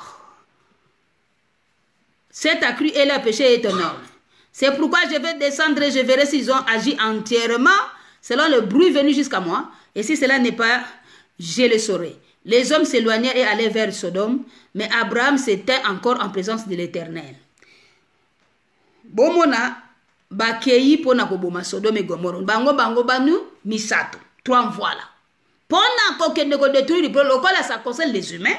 Les 3 doivent délibérer. Yango wana bakendaki. Mais tala siko masolo le kiao. Mi bale ba avancer, moko atikali ko s'entretenir na Abraham pour Abraham asa timbaki que azana ndekone na Sodome kona ba ko détruire. Mais est-ce qu'il y a quoi comprendre ce que à 50, est-ce qu'il y a détruire, il y a habité non détruire. Mais mi bale ba avancer déjà. Na mi bale na petango ba avancer. Bota la tango balobi les 2 anges arrivèrent à Sodome sur le soir. Normalement, ce qu'on dit dans Genèse 19, les 2 anges. Comme ce qu'on ange. Les 2 anges arrivaient à Sodome. Bon, ce que le 3e azap. Abraham a mon qui misat, mais les 2. Donc il faut comprendre déjà que Ezan angoka mutumo comme à cimetière qui a 3 mais mon atika pour s'entretenir mi balé ba komia. Et l'autre était assis à la porte de Sodome. Toujours, il fallait qu'il bande à la porte. Quand l'autre le vit, même attitude na Abraham. Quand l'autre le vit, il se leva pour aller au-devant d'eux. Et fait quoi? La même chose qu'Abraham. L'autre se prosternant la face contre terre. Bande koba bolingo. Na l'autre kuta zale que c'est comme Abraham te. Nenge ni l'autre ayebi ke bateau mi baloyo baza banzambe. Yé passé la même attitude à kimi afukami. Mais bandeko. Baye baki ye. Baye baki parce que baye baki bandeko. Imaginez même ta yo mo bato mona to yebite ba leki kaka boye oya mamu fukama boniko yango to lobite tango bino bo vivre ba 3 fois la bo moni 3 personnes bo moni kaka boye mais baye baki certainement pe ba ça ba visite ba saki pe ko yam soko bengisa ba mono so misato na yebite na ulikono to na ba kimbangiste est-ce que vous attendez ba témoignage mo te ya ba to misato na le ba saki ko kuta na les 3 fois la ba mono so 3 famille mo beng ça ba onte 3 wana pe ba moni pe ba bikamwa to ba moni quelque chose parce que il faut qu'il y ait des témoignages. J'en suis sûr ba témoignages ezali. Mais l'incrédulité avait fait que ba bombaka. Mais ba Abraham inde bo sepeli botanga ba yango. Po bozali ko se ressourcer na makamba batu ya kala, mais ya présent o eso sali manakati na bino bolingite.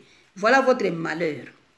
Alors, bande konangai tango Lot amoni asali ke bakota landa kunaye.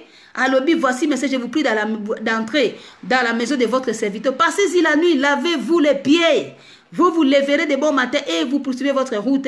Non, répondit-il, nous passerons la nuit dans la rue. Alobi, mais l'autre les pressa tellement qu'ils vinrent chez lui et rentrèrent dans la maison. Il a donné un festin et fit cuire des pains sans levain et ils mangèrent. Il n'était pas encore couché que les gens de la ville, les gens de Sodome, entouraient la maison depuis les enfants jusqu'aux vieillards. Toute la population était accourue. Ils appelèrent Lot et lui dirent, où sont les hommes qui sont entrés chez toi cette nuit? Fais-les sortir vers nous pour que nous les connaissions. Lot sortit vers eux à l'entrée et ferma la porte derrière lui. Et il dit, mes frères, je vous prie, ne faites pas le mal. J'ai ici 2 filles qui n'ont point connu d'homme. Je vous les amènerai dehors. Vous leur ferez ce qu'il vous plaira. Seulement, ne faites rien à ces hommes, puisqu'ils sont venus à l'ombre de mon toit. Il dit, retire-toi. Il dit encore, celui-ci est venu comme étranger. Il veut faire le juge. Eh bien, nous te ferons pire qu'à eux. Et pressant l'autre avec violence, il s'avançait pour briser la porte. Les hommes étendirent la main, firent rentrer l'autre vers eux dans la maison et fermèrent la porte. Et ils frappèrent d'aveuglement les gens qui étaient à l'entrée de la maison, depuis le plus petit jusqu'au plus grand. De sorte qu'ils se donnaient une peine inutile pour trouver la porte. Les hommes dirent à l'autre, qui as-tu ici encore? Gendre, fils et filles et tout ce qui t'appartient dans la ville, fais-les sortir de ces lieux. Car nous allons détruire ces lieux parce que les cris contre ses habitants ira devant l'Éternel. L'Éternel nous a envoyés pour le détruire. L'autre sortit et parla à ses gendres qui avaient pris ses filles. Levez-vous, dit-il, sortez de ces lieux car l'Éternel va détruire la ville. Mais aux yeux de ses gendres, il parut plaisanter. Chers amis, ceux qui botangi le nin oyo, bateau yo ba 2 anges oyo, balobi nini bazalaki wana bango wana bazalaki 3 hommes bakabwani mibale bakei moko batikali balobi l'Éternel alingi a détruire mais l'Éternel ango nani sikoyo bango bale babimi ba détruire bandeko c'est pour vous montrer la complicité entre ces 3 là qui ne forment que un seul yango ba kimbangiste gut balobaka 3 égale 1 c'est une réalité vérité même dans la Bible. Il suffit un peu d'intelligence et de méditation donc au monde on peut comprendre. On comprend que comment bango baza kolobasko l'éternel, l'éternel. Mais en méditant, oui, baki bazala ki bango misato. Mon patikali ko solo la, mi bale bakei, baye balobi to yeng to kitito ko yoka bakamoto baye ko funda vilo to ko tala po balingi ba détruire. Yango ngana sebi na bandeli na Genèse 1:26. Que dès la création ezali motuya. Tant que basalaki moto, basalaki batwa na tout. Désormais, tout ce qui concerne bateau, bango na sotu fo ba fanda. Ngai na vivaki yango na koma, mi bale ba signé moko aboyi, ndetangwa ye alobi na lingaki yo ya awa, yango lokolo ye, voilà le problème na ngai yango yo, et c'est l'ande et na ye kozwa libération nanga. Donc c'est-à-dire, soki nazalaki na foi ya Abraham ya kososola, na lingaki nazala na mesure, si j'étais bien enseigné bien avant, c'est-à-dire dépôt ezalaki, nalingaki na comprendre que non oyo banzambe, nalingaki na comprendre que non tata kimbango ngana mona ki wana nzambe na ngai, nalingaki na comprendre pe oyo na kutu kuneska balobi c'est ici l'armée du salut. Donc au côté de Jessica ya bien, tout ce qu'on te dit là-bas pourquoi vous doutez les choses. Donc en d'autres termes c'est comme si j'ai manifesté incrédulité.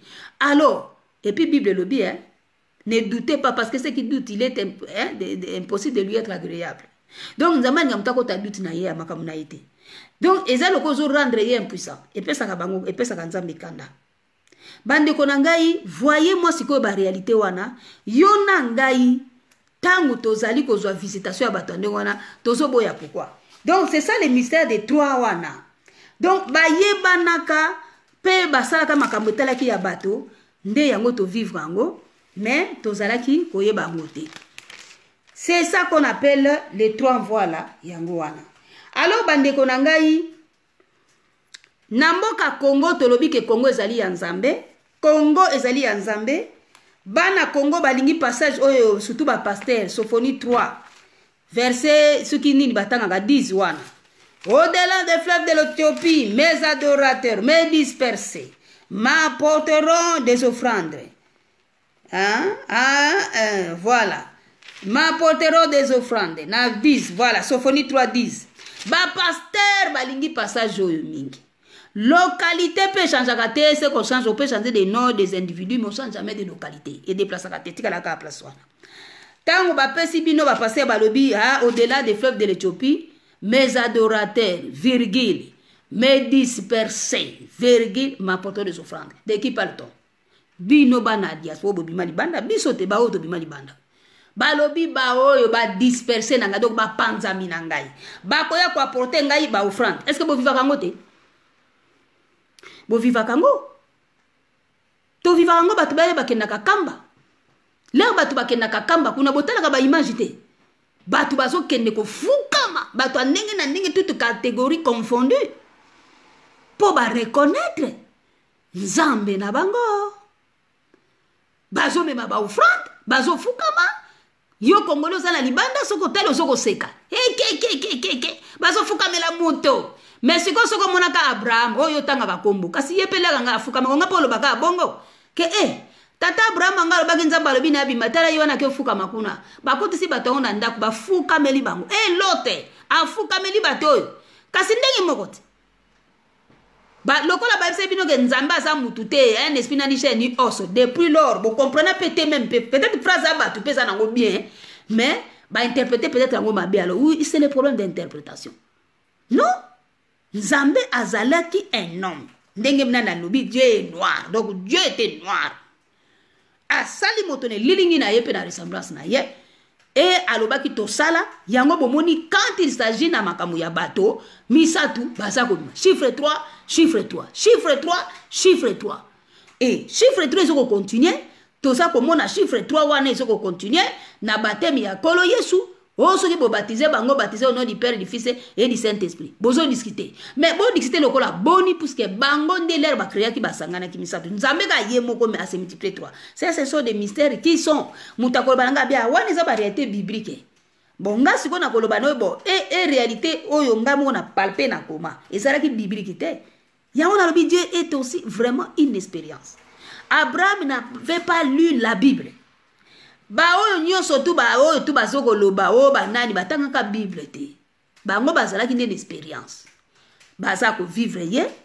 Azo bisa ba pe boko mama ka mo ba komi. Yango boko mona banda lobaki na batu bo ba no komaka. Ne ba pa yale ba bandi ko yela bango ba découvrir ba ko makomi nde. Yango ba yeko sosola maseka ba makomi ba ke po ba appliquer na bamboka na bango. Après lobi ba yeli bino ba ya ko boma bino bo connaître ba passe ya ndenge na ndenge. Parce que bokomaki botikeli bango à la portée de tous. Nzambela ra comprendre nga bina ko changer idée na côté c'est écriture sacrée sikoyo.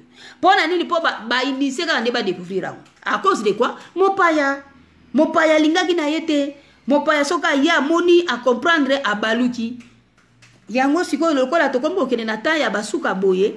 Lobi so pe ba pesi bino pe makambo na bino pe ya ba pesi bino pe écriture pe bo pe bino esengoni nango esaka bino bola sa pe ba paya ko. Pop na yebite, il faut boyeba qui vous êtes. Il faut bo lukana bo telema debout. Avant boko masuso bikaba kaba na bino wana ndenge sala. Nesi ko tozo yebisa bino bana diaspora na mukusa message na ngale. Là, je vais pas trop parler sur les trois voies là. Tata Kimbangu azalaki oyo lere ngai nazoki message na yeki aza Père éternel na biso. Ayaki na 1887 ndenge epesamaki na biographie na ye. Mais na but ya ko épargner le pire et abotaki bana misatu. Na bana misatu wana ba yeko vivre biso trinité ndenge balobi ba trois voies la wana parce que ngana vivre ngo. Et je suis mieux placé à koyeba sabino cette réalité. Lelo boudé lobitango okutana nango na vie na yo, oko certainement ko se rappeler na maloba oyo. Il y a une réalité dans l'au-delà oyo ezali. Trois personnes là ba délibéraka la cause de l'homme. Yango na lobika ka ete nzambe akumba mapona bandeko na biso oyo bazali bakimbangiste parce que bayeba ki ba vérité wana mais babeka ki bango bazoba ba dénigra ki bango balobite bazali ko sambela nzambe mutu mais Abraham asambela ki mutu bino bo sambela kasiko yo nani toyebite sikoyo réalité ekitaki na mboka na bino pe etikali kaka wana temple wana bino bawe bopanzana balobaki nde bino le bokozonga bokoke n'offrir ba offrande réalité eloko na batikeli bino kuna soki nano tie matambe no kuna te bokoloba kokanga kelelo lokola arche ya Noah. Que c'est fini, on ne reçoit plus déjà. Toute personne déjà basi ba validé bango nde mutu bazana accès à Kamboyo. Bo sala oni. Yango siko tolobi kaka ke peuple congolais conseil gratuit. O eza conseil ya mama pasteur teto epe ya pasteur na binote ba pasteur. Bo linga ka passage ya Sophonie 3:10. Bo ba kateke se kokisama. Pour apporter des offrandes bo apporter ngo wapi. Si bo apporter ngo na temple. Et temple oyo balobaka na tata Kimbangu ke kotongama. Eza na histoire ya manœuvre de Kimaza pasteur. Ozo tanga Bible, ozo loba Bible de là des fleuves de l'Éthiopie mes adorateurs me dispersés. Yo pasteur bako solo na kamba. Mais bozalika toujours ko sala fierba. Kuna na kamba batu bayaka kuna eza baka bakimangiste te. Ezali bato nyonso. Ezali toutes les tendances. Soki oza na yo pasteur oza ignorant, c'est-à-dire oyeba ki na yo te. Mais au point un message par exemple oyo. Nga nazo yebisa yo que temple wana eza testimonial pona mboka pe ya Congo. Fende ko se mettre en ordre na nzambe na yo. Boki ne ko se mettre en ordre na nzambe na bino azana kamba. Azana kamba parce que Deutéronome chapitre 12 verset 1 à 5 alobaki ke nayi na kopona parmi ba tribu osika na ko bimela pe na kopona un lieu esika wapi boko koma ko ya ko adorer ngai. Alors papa pasteur Sophonie o natangeli yo na memi bino na Deutéronome chapitre 12 na taka bino na sang parce que batina ba bena il faut lobela ka ba pasteur yebsaka nde ba pasteur parce que ba pasteur bazali ko teya ba makambo oyo bazali ko lekisela bango l'air de passe-temps, alors que réalité c'est salema nzamba kita asenga temple manœuvre ya kimazela kisa ba réalité que temple zo utalikole zo kita pasteur tel loyo ozaka côté ya bana na yo makambo soki ya nini toyebi te botika kobungisa bana. Sophonie 3:10 elobi au-delà des fleuves d'Éthiopie mes adorateurs me disperser m'apporteront des offrandes et je me glorifierai. Alors yo mwana libanda tango zosonga Congo yebaka yango ke yeba valeur ya kamba yango na Deutéronome 12 elobi boye verset premier jour wana tata kimba kutapesa kango ngai tango nazali ko discuter ke menzambe yango yo tenda nzoto babondela ka nzoto bafukamela ka nzoto zebemisa necromancie bayaka kopesa ngai passage babi tanga Deutéronome 12 oyo okozwa réponse na yo na mutuno ozalaki komituna nde yango. Bible lobi na biso na Deutéronome chapitre 12. Voici les lois et les ordonnances que vous observerez et que vous mettrez en pratique. Aussi longtemps que vous y vivrez dans le pays dont l'Éternel, le Dieu de vos pères, vous donne la possession. Vous détruirez tous les lieux où les nations que vous allez chasser servent leur Dieu là-bas, sur les hautes montagnes, sur les collines et sur tout arbre vert. Vous renverserez les autels, vous briserez leurs statues, vous brûlerez au feu leurs idoles, vous abattrez les images taillées de leurs dieux et vous ferez disparaître les noms de ce lieu-là. Vous n'agirez pas ainsi à l'égard de l'Éternel, votre Dieu, mais vous le chercherez à sa demeure et vous irez au lieu que l'Éternel, votre Dieu, choisira parmi toutes vos tribus. Pourquoi y placer son nom, Kimbango, Nakamba? C'est là-bas à Kamba, que vous présenterez vos holocaustes, vos sacrifices, vos dîmes, vos prémices, vos offrandes, en accomplissement d'un vœu, vos offrandes volontaires et les premiers nés de votre gros et de votre menu bétail. C'est là que vous mangerez devant l'Éternel, votre Dieu, et que vous et vos familles vous ferez servir à votre joie tous les biens par lesquels l'Éternel, votre Dieu, vous aura béni. Bande Konangai. Sophonie 3:10 va passer au-delà des feux de l'Éthiopie, mes adorateurs me disperser m'apporteront des offrandes. Offrande pour me mawapi. Et ça n'est pas l'église na binote. Oh yo, et c'est quoi qui ça m'a déjà ezali nini ya kokene komema na kamba. Deutéronome 12 est là sur le lieu des offrandes dont on parlait dans Sophonie 3:10. C'est-à-dire en kamba. Temple wana ezali mystère. Mabomba mi ezali kuna. Soko yo matambe nona ne komate ondusisa. D'accord. Mais mukolo bako clôturer. Ce que yo kolinga sa ne ayamba yo. Mais il y a ça comme qui révélation. Je vous dis, méfiez-vous de tout ce qui devient révélation. Tout ce qui devient révélation, désormais toute personne qui ne croit pas sera condamnée. Point bas. À moins qu'on y kangote. Ce qui était caché des mers mystères, on ne peut pas condamner quelqu'un qui ne connaît rien. Mais la révélation, Yesu botan dans la Bible, na histoire il était devenu une révélation. Yango boyoki baloba qui na passage que non, tous ceux qui croiront à lui seront sauvés et tous ceux qui ne croiront pas à lui seront quoi? Condamnés. Pourquoi? Parce qu'il était devenu une manifestation. Ah, comment qu'il déjà une révélation? Ba moni. Si on a comment na ye, balobi ke ngainde. Si ko comme si ko boko motala. Oh, ye ndenge ni. Et kasi boza bino mokote botanga Bible na bino bien. Botanga na Bible na bino pourquoi? Parce que les gens qui l'ont rédigé sont des hommes faillibles. Ba tu ba rédiger Bible bazali ba hommes faillibles. Abraham et bateau bozotanga bango batanga ka Bible te bango ba vivaki expérience. Et puis expérience avec Dieu c'est quoi? C'est-à-dire tu auras à palper toi-même le divin face au naturel. Yo moko koyeba que j'ai affaire à un divin. Oyoba ke no nga noko na ngai te, nga mama na ngai te, nga ikoko na ngai, nga nazomona oyo asana makambo ya mystique. L'expérience avec le divin, ça donne les distinctions, on se sentir que non, j'ai affaire à un divin. Ils ont expérimenté ça. Ils ont fait de leurs expériences un enseignement que bato ba étudier ba commune kokoma. Soki ba moko basala ki awa, ba kolo basiko mais bino pe même comme il disait même Yesu na kolo Yesu na nini wana po Jésus Christ ngana sina yebie azamundele. Kolo Yesu alobaki na ba nani nini. Pona ko suki sa message na ngai lelo.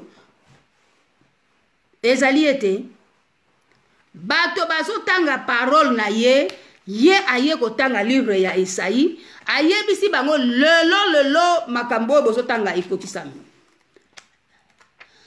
balobi oyo ndenge kaka ngai nasalaka mokolo nalobi te. Je peux tout accepter, mais tata Kimbangu kiangani basa lelo ndenge nini yo za mutu boye ofandi penda boye ngai fo nzambe bandeko. Ce qui est révélé et appartient aux hommes de décider. Kolo Yesu Masiya aye atangi livre na kosusa na komi na suka message na ngai, c'était pour la Trinité vous dire c'est une réalité. Et Kolo Yesu alobi na bango ngai ne oyo bozalaki kotanga ngai na ye na mokili oyo. Voici je suis là parmi vous maintenant.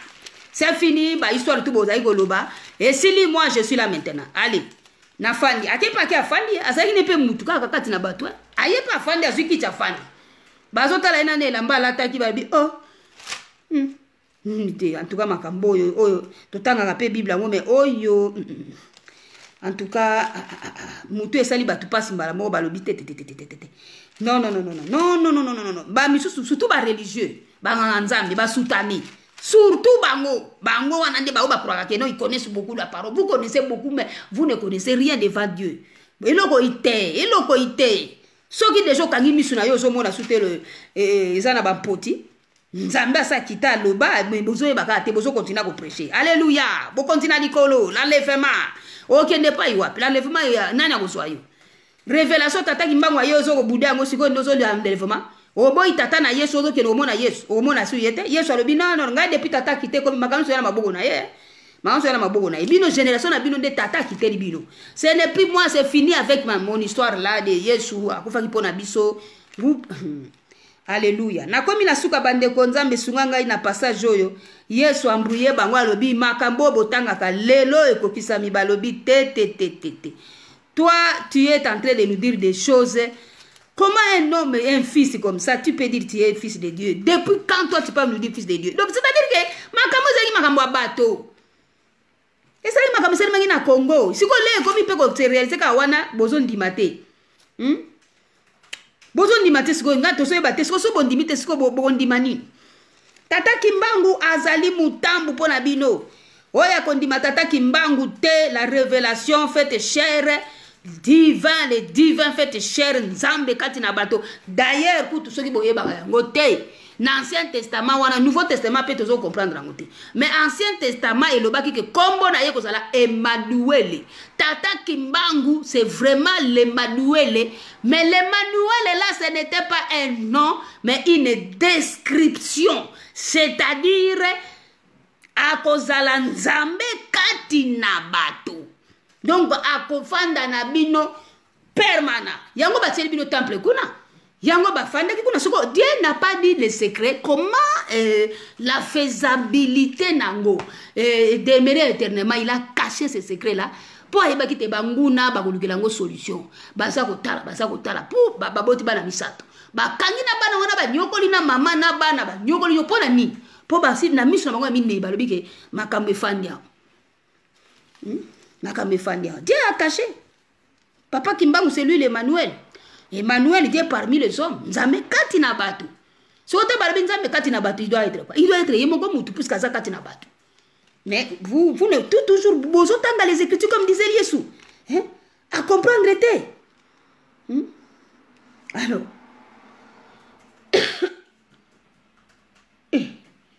Batu bazo tanga e bazo bababi mais nous ne pouvons pas comprendre ça. Marc 6, Balobia, Jésus partit de se rendre dans sa patrie. Quand le sabbat fut venu, il s'est mis à enseigner dans la synagogue. Beaucoup de gens qui l'attendaient étaient étonnés, disaient, d'où lui viennent ces choses? Quelle est cette sagesse qui lui a été donnée et comment de tels miracles se font-ils passer main?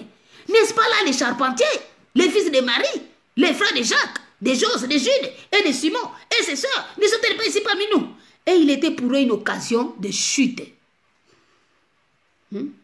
À cause de ça, il n'a pu faire les miracles là-bas. Bandima qui était, Balobi, non. Comment? Babani ko poser ba question. Kasi yango to so fi ba réalité ba tata Kimbangu bango so tuana Bandima qui pe bangote. Ba tata voilà wana 3 personnes na sera ba Abraham kutu bazo ya bango bien bazo respecter bango na seri na bino boza ko ba mama banga. Mais cette nation est appelée à se repentir. La nation congolaise doit reconnaître la valeur de Kamba Simidé demander pardon normalement. On est passé à l'assemblée comme si non, c'est l'église kimbangiste et Tata Kimbangu le grand prophète. Bino mutubobé qui est prophète, n'est pas continuer à le bâtir.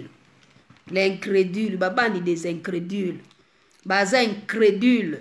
Ils refusent de croire, alors ils sont en train de se concentrer pour se ressourcer dans la raison banale. Vous avez un problème. Kolo Yesu alobi, mais bozali atangela ki bango livre à Isaïe. Alobi na bango alobi boye. Alobi livre oyo natangeli bino ya Isaïe, l'esprit du Seigneur sur moi, il m'a envoyé pour annoncer tout ça là. Lelo ekoki sami. Bango balobi, oyo aza mwana ya ndani oyo tout ça que noloba na biso ndengwana. Jamais, jamais, jamais, jamais. Donc bandeko na ngai Yesu alobaki na bango alobi, boza ko sonder les écritures. Boye, vous croyez avoir en elle la vie éternelle, mais pourtant c'est elle qui parle de moi. Bible yango zo solo masola papa Kimbangu. Bible ça ko solo la ba manifestation na ye na ba différents endroits na makambo ebele. Mais ye wana ye bo ignorer ye wana tie kamba bo ignorer ango ye wana tie baba na misa tu wana ba voilà ba 300 wana bo ignorer ki bango siko ba tikeli bino tata Kimbangu kiangani bozali kaka ko ignorer bango. Vous croyez que si on clôture maintenant, vous croyez que c'est on va encore vous donner la grâce? C'est la dernière génération de balobi, 4e génération et la fin. Ndenge ye moko tata Kimbangu kiangani alobaka yango 4e génération et la fin. Ingeta. Alors, nateli bino yangalala banzambe bakiti. Merci, merci Nabino. Oye balanda ina obala kolanda après. C'était la Trinité. Bon Nzambe na Nzambe bakitaki misato. Toyebaki bango na tango na kala. Mais bato baindo batei bango Bible na bato sekela ki ba yela bino yango te. Yango basala bino kleboa, c'est fini. Nazo raisonner siko ngana ko ngana yo featuring ya émission, c'est-à-dire je te laisse passer ton message, mais à chaque likambo ngana bois qui commentaire d'enseignement. C'est bien mon frère Mwanza, ils ont un problème té. Tata Simon Ukungula Kengo. Titre, pardon. Titre nini? Titre ya nini, papa? Nazoe bate titre nini? Eza makasi to. Roi divin. Quoi tout le monde? Notre Dieu, notre roi. Afandi na ye. Afandi. Ngana moni déjà. Voilà tout le monde. Bafungweli ngami sina tata Kimbangu. Alobi me makabu nyonso bapesi na Simon Kianga, papa Simon Kianga dibozo mona kate yango na usana bino nini bino bano ngalobi tozo kende vaita comme dit les Allemands. Titre ya chant ezali yangalala okomi yangalala jete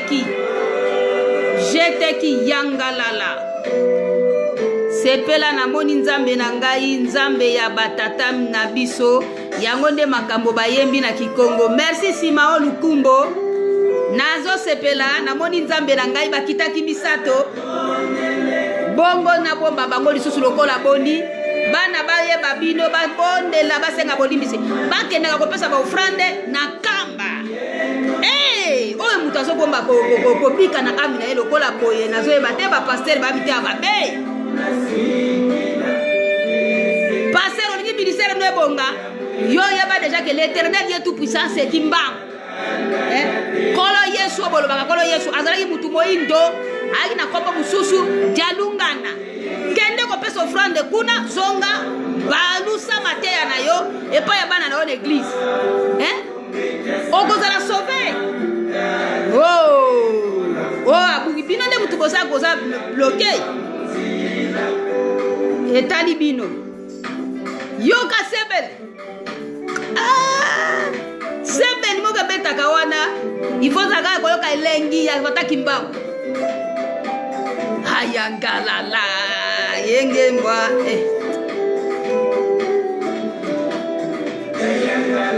hayangalala donc sepela Nzambe na yo ayeli yo baya badakala to balexi bisolaire na ba mama solo ya mate ya lokuta hayangalala mwene Nzambe ambe bango kala bokende kopambola kamba etongama bana Congo bakoreya balingi babotela bino benediction bozotala yemenza ayangalala mbwene nzamba me nzambe na biso bakitie ayangalala ngana tunga bango masumu ya piesi bantu bazokona suka masumu na bango na kamba bozomona bafukami bozoseka bango kende kotubela basumu na kuna ya Yesu te ko akufaki polo de kulisho kende tata tombele yoka tata simo kiangani utsomesa tata simo kimba kiangani grand prêtre bola ndaga yete na sino tata na za misiki ngani moko na vivre ye na vie na ngai atuka mukolonga na kobone fara bona ba papa antuka nzabya be wele nzabya ayangalala bande kola ngai baye kolukela biso ba problème banzambe bakiti na Congo. Oh, roi d'hiver, roi na biso peka yepe wana kaka yepe kaka roi kaka parce que azana bo quantité azana bateau ya pouvoir ngai na moni nyonso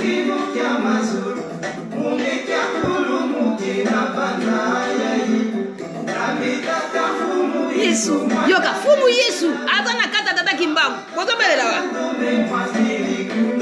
lobetelela tata simo kiangani utumbisa nzembo yo kaka lepo na wana nakanisa tata simo kimbangu kiangani kiakukia yende tozali ye kaka yende kaka basami balete basami satute ye kaka soko bude na yo midiendi kakutu toko sepela wende za yo kabi ayangalala wende za Nzambiame kikongo ekomi hebreu nzambe akomi satana akomi nzambe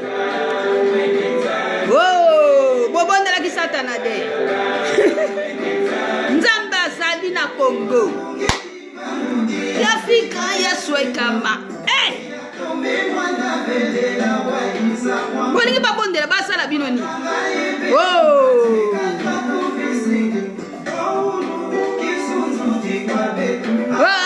tombele tata simo kiangani utomesa grand prêtre tata onanga na sabino bozo rate bana Congo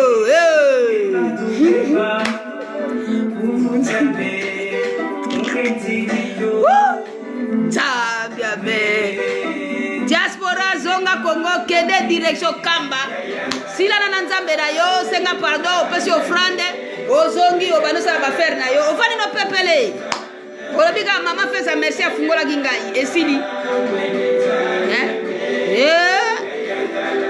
bokili yo ya biso bokili yo tozodondo ango tozodondo kuna tata simo kimba kukianga ni biso tozodondo na bokili yo turo bafungola kaka chance wana bafungola bana basepela ayangalala tolingi to yangalale papa simo kimba kukianga ni mama fesa biye pe fa yangalala ayangalala wende Zambia me ayangalala wende Zambia me banzambe bakolonga bayaki po balongi tata kimbangu balobi yako ya askene na bango tena sukolo ba mama kipa vita ase asine ni masolo esili to sepela na kombo na tata na mwana pe na molimo mo santo ingeta partager bandeko